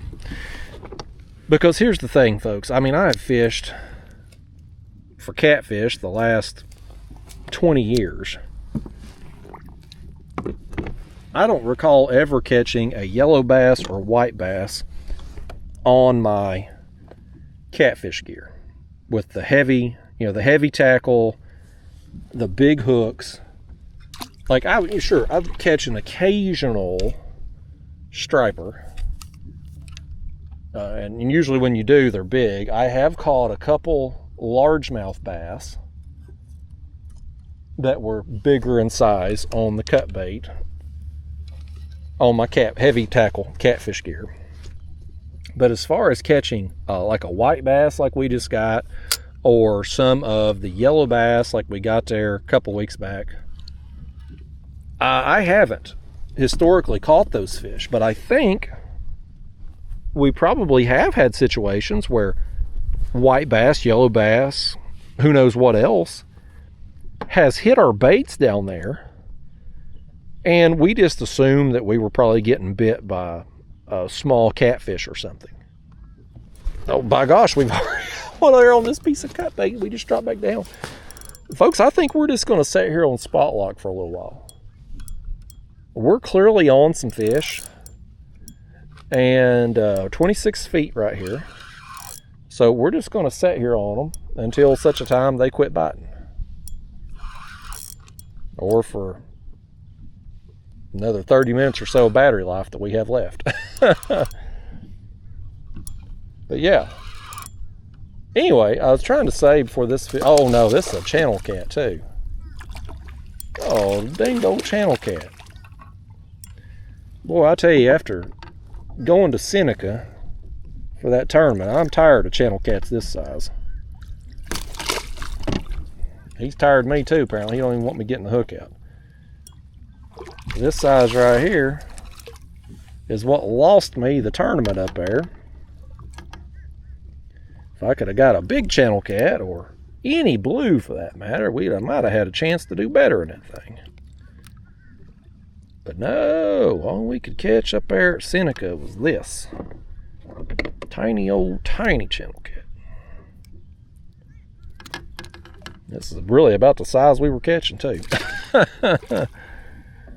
He hit it quick down there though, didn't he? But anyway, I was trying to say, before I keep getting interrupted, I think historically we have probably had some white bass, yellow bass, largemouth, drum, etc. We've probably had them hit our big catfish baits on the heavier tackle, larger hooks and stuff. But either the baits or the hooks were just too big for them to be able to eat. So they're just sitting in there pecking our baits, and me and you, we're sitting there watching our rods get hit thinking, oh, well, that's just a dink or something, small catfish pecking at it. Well, really, it could have been another species, but they just couldn't eat it. But now, this year, well, really, about the last year and a half or so, me and you, we've been using the lighter gear more often. We've been using smaller baits for the most part, smaller hooks. And so now, when a white bass comes along who's willing to eat a piece of cut bait, he can get it. he can get the bait and the hook, and we reel him in. Or the yellow bass there from a couple weeks ago, same story. Like, we can actually get them hooked and reel them in, and then guess what? Then we've got us an extra bait to use, or in today's case, we just stick it on and use them live. And I had one of them there a couple weeks ago, a live yellow bass I put on, and guy did eat too. So, I mean, this light tackle opens up a lot of possibilities. I think, first off, I think we're catching more fish in general, more catfish, compared to previous years. And last year especially, when I was in my Hobie Pro Angler, and I could fish 4 rods on that kayak, you know, we would put the light tackle side by side with the heavy tackle. The light tackle was outperforming it, both on numbers and big fish. But now, since I've been, for the most part, fishing with 2 rods on the majority of my trips, with light tackle exclusively, we're not only catching more numbers of fish overall as far as catfish goes, but we're getting those bycatches too. We seem to be getting more bycatches this year. I got a pretty nice smallmouth bass earlier in the spring. I got those 2 huge stripers on a trip. Had a trip where I got some drum. We've had the yellow bass and white bass recently. So we're getting these other species of catches. Even with the cut bait, we're getting them. And I have to believe it's one of 2 things at play. Either one, we were getting those bites all along, but they just wasn't able to hook up due to the size of the hooks or the bait. The other scenario is maybe the size of the hooks and the size of the line deterred them, prevented them from biting. Maybe you get fish that are line shy and can see that we were using 40-pound main line and 80-pound leaders and 10-aught size hooks and 8-ounce sinkers down there, these big contraptions, if you will. Maybe it would deter those bites. Either way, we wasn't catching them. So I mean, regardless of the reason why, is it, yes, they were willing to hit it, but they couldn't get the bait and the hook in their mouth, or was they turned off by the line size? It don't matter. Either way, we wasn't catching them. But now we are. Now we are getting those bycatches. Not every trip, not every day, but it's happened enough just this year alone. Again, the smallmouth, the stripers, yellow bass, white bass, drum, like, we're getting so many more bycatches. Now, you hardcore catfishermen out there maybe don't give a crap about those bycatches. But somebody like me, I'm just out here fishing, man. I just want to have a good time, get a tug on the line. If we catch a big striper, I'm going to be happy about it. I'm going to be over the moon. We pull up a white bass on here, awesome. I'm going to trim his dorsal fin off and drop him down as a live bait. I mean, I'm not going to turn it down. There's been some big boom over here behind us. I don't know what that was. Sounded like a damn cannon. Civil War III might have broke out here. I don't know, man. So yeah, I'm not going to turn down these bycatches, folks. I'm happy to catch this fish right here too. Nope. No, he's still, is he on there? Is this another white bass? It's a yellow bass. It sure is. I was just talking about you, yellow bass. I was just literally talking about you. We just got another one on the cut bait. This would have never happened using the heavier gear. Would have never happened. Now, we've already got that other live bait on. So here's what I'm going to do. I'm going to take this and we're going to put him in the cooler. I'm going to use him tomorrow. Yeah. We'll use him on the next trip as a cut bait. We'll keep since we only got 2 rods here, we're going to keep a live bait and a cut bait on here. I knew that one there, though. I knew it. I'm like, this is either a really small dink, and then when I started feeling the head shakes, I'm like, okay, yeah, this is another white bass, or it turned out to be yellow bass. But yeah, man, like this tackle. Now, granted, you get this rod here, even this ugly stick, which is a lighter action than what I want for a catfish rod. Even it's too heavy to enjoy reeling in a yellow bass like that. But the way you got to look at it is like, we just traded a little quarter-size piece. We got another one on it here. Wouldn't it be something if that was another? That's acting more like a catfish. But we basically traded a little quarter-size piece of shad for a yellow bass that we can get 3 bigger baits out of. That's a fair trade, if you ask me. I'm happy with it. Even though it wasn't as much fun to reel in on this tackle, like, you got to match your tackle to the fish you're catching, and catching a yellow bass like that on this, like, this tackle's way too heavy for a yellow bass. But yeah, we got another blue cat here. But you get my point. It's like, we're getting extra fish. We're getting to reel in extra fish that we can also use as bait for the fish that we're actually after. Like, that's a good thing, if you ask me. I'll tell you what ain't a good thing. He's got this one deep too. I see it. I see it back there, fish. Can we get it? This is another one that's right at the very back. I need me some longer pliers is what I need. Can I pop it free without doing damage? I tell you, fish, I'm tired of breaking off hooks today. I don't think well, I see it. Gosh, I see the bend of the hook right there. Okay, we got it. I got it out of him. Now, did we cause damage, though? Let me get that out of the way. Is he bleeding? Open up. I don't see him bleeding down in there. He ain't bleeding out to... Boy, you got lucky, fish. Oh, he splashed me, too. I don't feel lucky right now with water running down the side of my face. If he had got that thing any deeper back, we wouldn't have got it. Like, that was as far back as it can go without being fully gut hooked right there. I'll tell you what, let's do. We've been running that body section, but since we don't have a head bait out anymore due to the live bait on this other side, let's take one of our head baits. Let's not take that one. Let's take this one.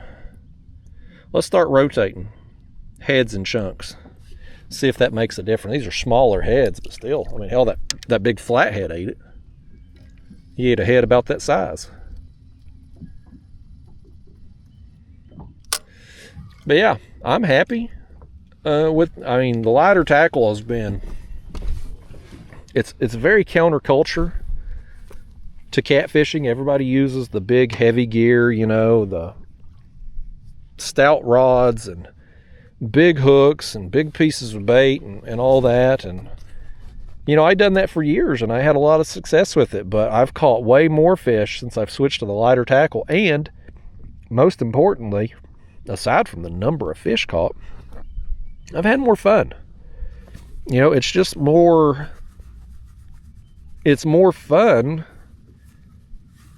when you do hook a monster. Catching it on the light tackle is a blast. The fights last longer. The fish has a real chance of getting away. That adds to it, to the fun and excitement of the catch. And then when you do catch, like a lot of the fish we've caught today that are what I consider your average fish, and you're going to the size of the fish we've caught, with the exception of that blue and that flathead that were bigger, the size of the fish we're catching, it's average. That's the average size fish that I'm going to catch throughout the year. Well, those are way more fun on the lighter gear than the heavy gear. I mean, they'll at least put a bend in the rod, pull a little drag. So add that in with the fact you're going to get more bycatches too. Man, I'm like heck with catfishing culture. I want to do this right here. It's bad for business. It's another one of them situations where business-wise it's bad for me because we spent all that time developing the rod that I thought I wanted, my signature series rod that's heavier action. And listen, I do want that rod when I'm fishing a tournament somewhere on a bigger body of water with better quality fish than what Seneca had to offer. Like, I'm going to want that rod, but I'm barely using them anymore. And that's bad for business because when I don't use those rods, I don't sell as many. So I need to sell a few to keep the lights on. And I've been working with Catfish Sumo to dial in a light tackle rod, but that's not going to do anything for me. Oh, this right here is going to do something for me. Now, a little tiny head bait, little quarter-sized bait. He's pulling. He's a-pulling now.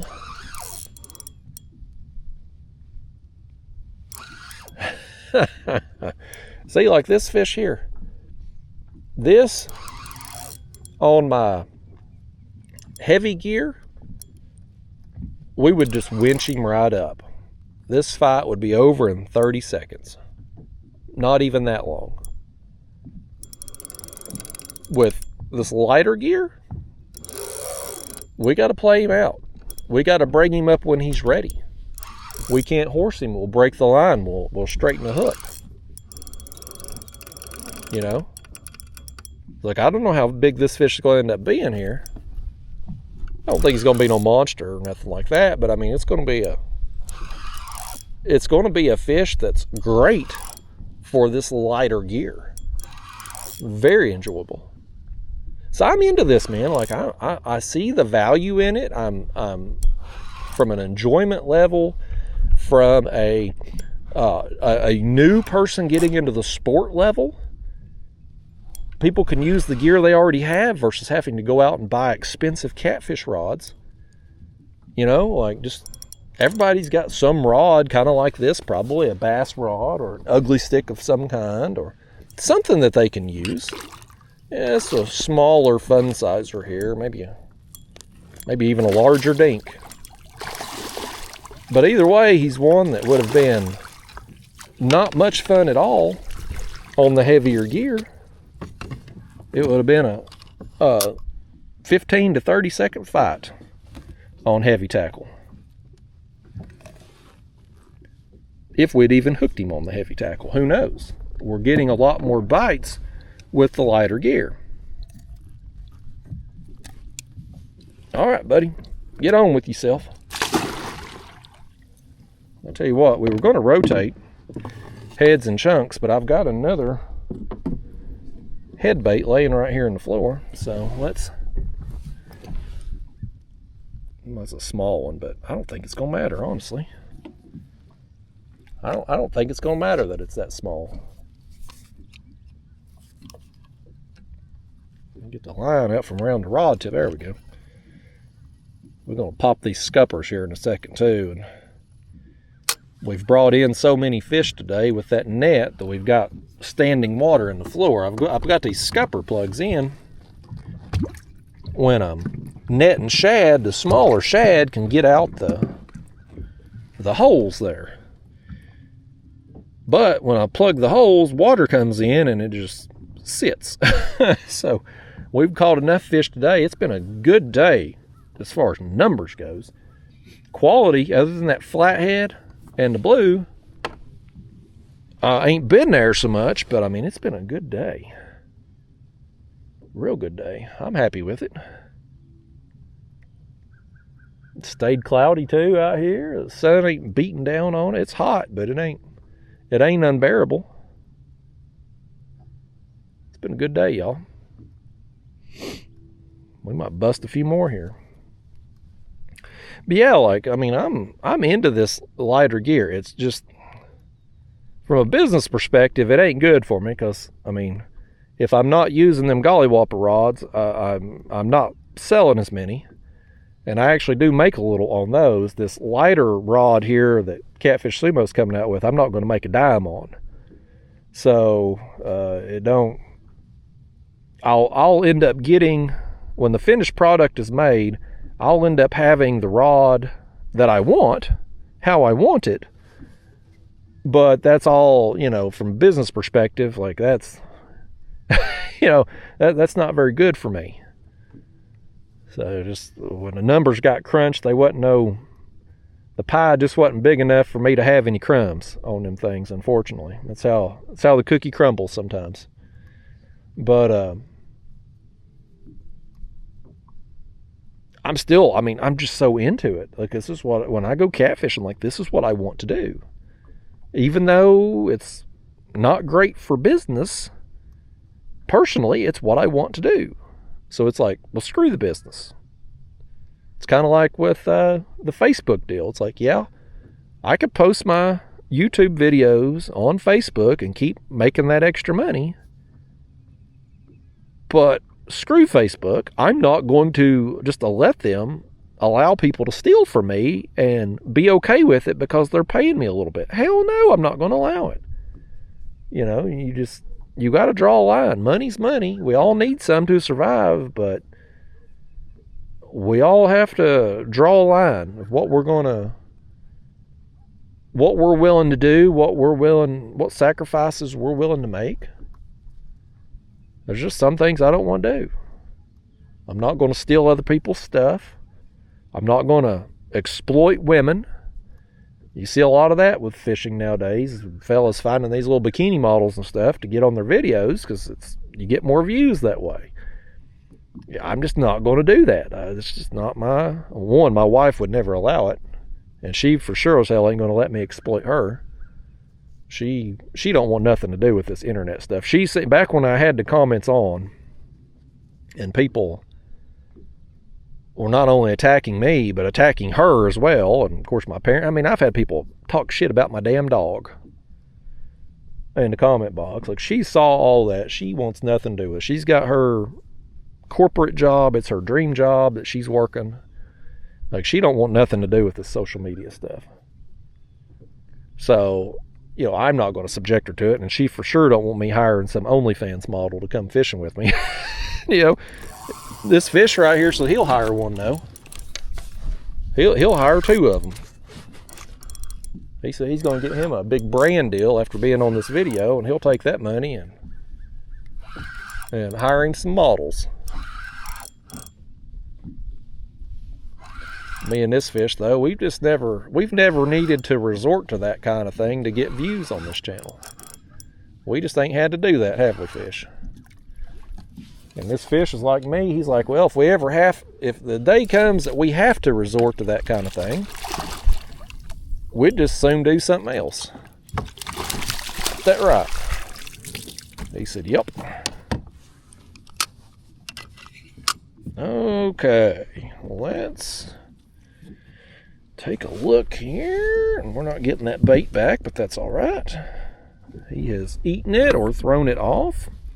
Matters not. Okay, see you, buddy. There you go.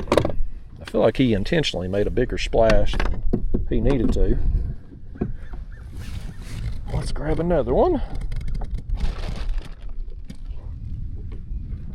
I separated them shad into two different bags yesterday. And the bag that we've been pulling out of, that's on top of the ice in my cooler, we're down to the nitty gritty on it. We've used some bait today. Now, as I've said so many times before, I would rather burn through all my bait than to go home with a cooler full and not have caught fish. We've definitely caught some today. I don't know how many we've caught. We were keeping track initially. It was like 3-0. We had caught on the chunks versus the heads, and then, well, I lost count. And we've caught so many now, we'd never catch that. I ain't gonna watch this video back to count them up either. That's one of the really nice things about doing this style of video. When I do an edited video, when I'm done editing, I have to watch it back to make sure it's been edited properly, that I didn't accidentally leave something in that was supposed to come out, or vice versa. And I hate watching myself on camera. I hate listening to myself, watching myself. Like, I've never liked it, ever. And so when I'm doing this style of video like we're doing today, I don't have to do that. I just upload it and I'm done. I don't have to listen to myself, watch myself. Sure, I will occasionally go, and if I've caught a big fish or something, I'll go and pull some screenshots off there, get my pictures and stuff like that. But like, I don't have to just set through the whole thing like I do. Like my tournament video there at Seneca. Got to watch that whole thing, man. The Sandusky tournament especially, like, it was an hour long. Well, after I was done editing it. So you got the time spent editing it. Then you got to spend an hour watching it. And, that's a lot of time for that video to get half the views that the video I didn't edit gets. Oh, I think he popped free. I think he got our bait. He did. He robbed us. Another thing, we can't get that bait down there very long though. They're on it, man. We're setting on some fish here. I don't know exactly what's down there holding them. We've got this, I'll show you here in a second. We've got this, I guess it's a creek channel right here that we were coming up on when we marked all those fish. But we're kind of off of it a little bit. So I haven't seen anything like an object down there that we're sitting on, but for some reason there's just a bunch of fish right here where we're at. But you can see, so here the green, this is this flat we've been working along, and now it goes the blue here. That channel drops off over here. I guess this creek behind us, this is where it must be a creek, and it comes out as we've got another one right here. Look at this. Look at this. That thing went down there 30 seconds. It wasn't there 30 seconds, so we got it hooked up. So that must be a creek right there, since that channel comes out. But we're right here on the top, not even really the top edge of the channel. I mean, we're on the edge as it goes off into the river this way, but we're not on the edge over here where it drops off into the creek. But I guess we're just close enough right here that horseshoes and hand grenades. Horseshoes and hand grenades, fish. That just means you're close enough. I need to add catfishing to that list. You get close enough with the catfish, you can catch them too. We've only had that one instance though today. Oh, here goes our live bait getting crazy over here. We're going to put this one in the hand back in the rod holder if something gets after him. He got to jumping around, buddy. Something spooked him down there. All right, let's finish the one in the hand here. I don't know if that thing will get eaten over there or not, but boy, something scared him. He was running from something.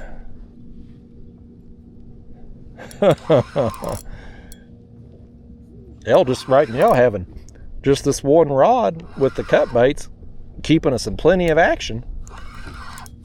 We kept making our way along down through here until we eventually run into them. And we were moving 0.4 And what was it, about 3 hours or so when we spot locked here? So let's say we covered, what, 1.2 miles working along this ledge, and then we come across that pile of fish and set here, and now we've been sitting here just catching them one after another since we spot locked. I'm glad we did spot lock though and set here, because that's what allowed us to catch that flathead. I don't know if we would have got it if we would have kept moving. What do you think, Fish? Would we have got it? Would that flathead have chased us down? He said probably not. He didn't have much confidence in that flathead chasing us down. Well, them head baits are working, so let's just keep doing another one. We are down to the... I'm going to throw out about 3 of them here in the floor the way we're going through them. That way I don't have to keep turning around to get in the cooler. We're down to the nitty gritty on this bag, but I still got that whole other bag in there for tomorrow's trip. I didn't want to get more than that because I just don't like using shad more than about 2 days old. They just get soft, they get mushy, they're just not as good a bait. Fresher the better with any cut bait, but especially with shad. All right, let's see if we can get another one here. I'm enjoying today, y'all. This is nice. This is a nice welcome home from Ohio, where we got our butts kicked in the tournament and only caught just a few small channel cats. Long drive to go catch tiny channel cats. It wasn't my smartest move going up there, having never pre-fished or anything, not having ever been there. Going out on tournament day, just winging it. Not the smartest move, but again, I thought we'd at least catch some fish. Yeah, we did. I mean, we got enough for a video, I guess. It won't be my best performance, but nevertheless, I didn't see enough out of it that I ever want to go back there again. I definitely won't be making a return to Seneca, especially during the summer months when all the pleasure boaters are out. Just no fun at all. Today, I mean, what have we seen out here? 5 boats go by, maybe? Hell, it was, at one point on Seneca, it was about 5 per minute going by. So, this weekday mornings is my kind of fishing, folks. Weekday mornings. Frees up my afternoons for time with my wife. Me and her, we're going to go get her toes done tonight. It's time. I need to ask for a discount because they only got to cut 9 of my toes. My big toe over here, my nail finally fell off on my right big toe where I'd smashed it with that desk back in, I can't remember now if it's January or February. But it finally fell off, and I got my other nail. It's about halfway through the nail bed now. It's coming along. But that little spa worker tonight, she's only going to have to cut 9 of my toes, so I ought to get a 10% discount. I mean, if they normally do 10 and they only got to do 9, I ought to get a discount. We got another one here. How long was that bait down there? How long was that one down there? A couple minutes, maybe? There's just a pile of fish here. Why they're here on this spot, I don't know. I have no idea. But they are.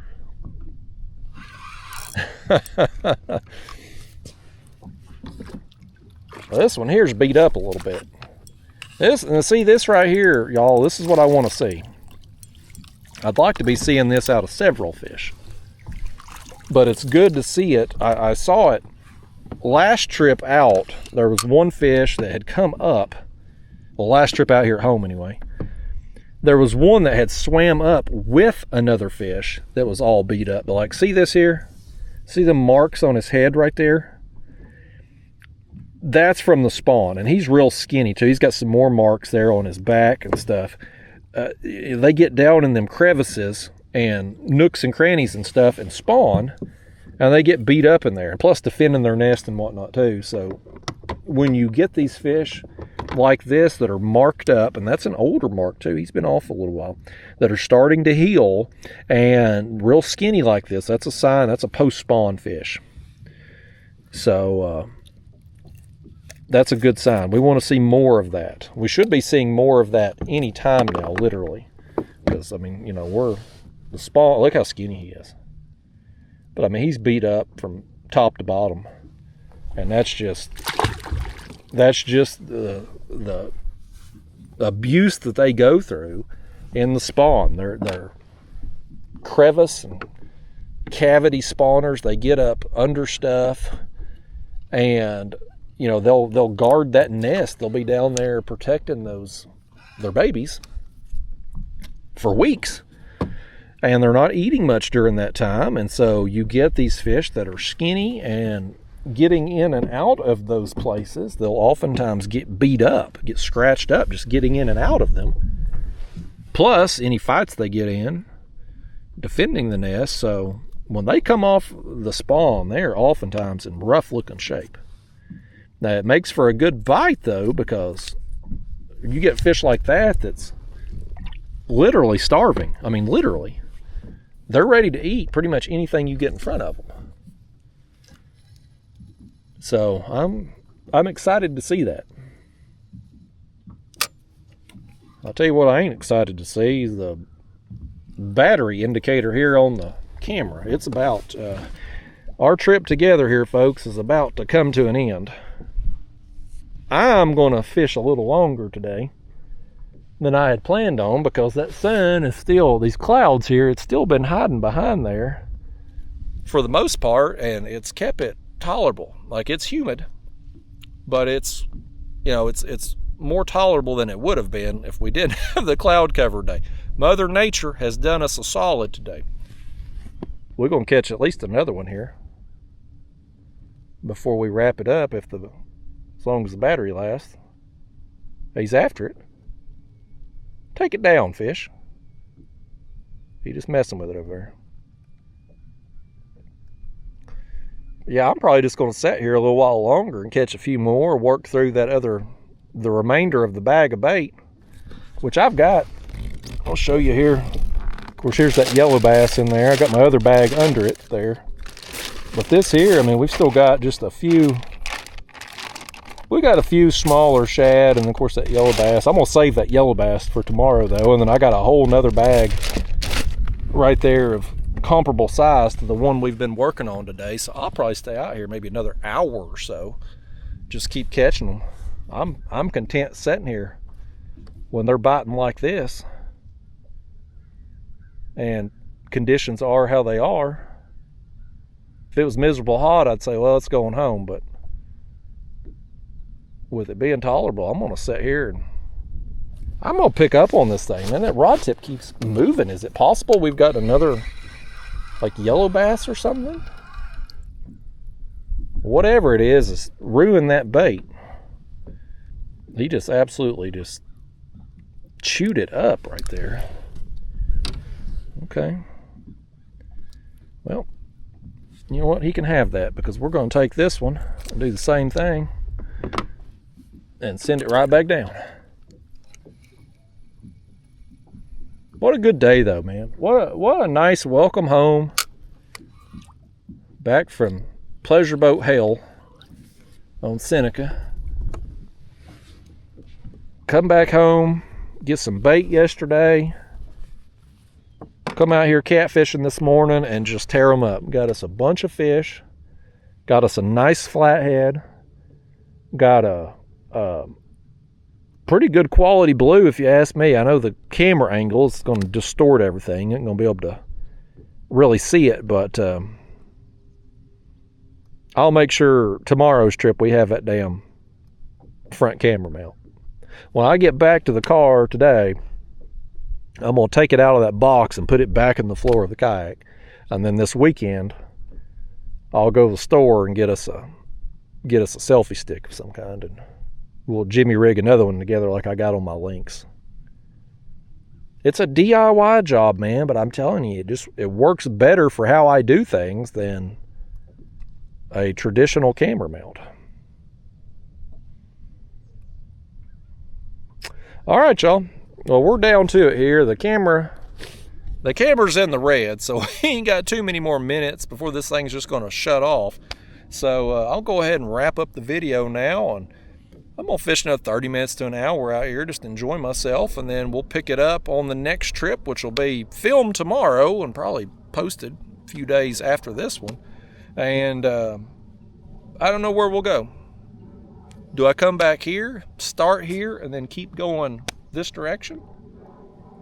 Or do I want to get up about 4:30 in the morning and maybe make a trip down Chattanooga, go fish Nickajack or something, see what's going on there, since I ain't been there since before the spawn started. We'll see. I'll make that decision tonight, but nevertheless, thanks for coming with me on this trip, y'all. It's been a good one for sure. I'll see you in the next one.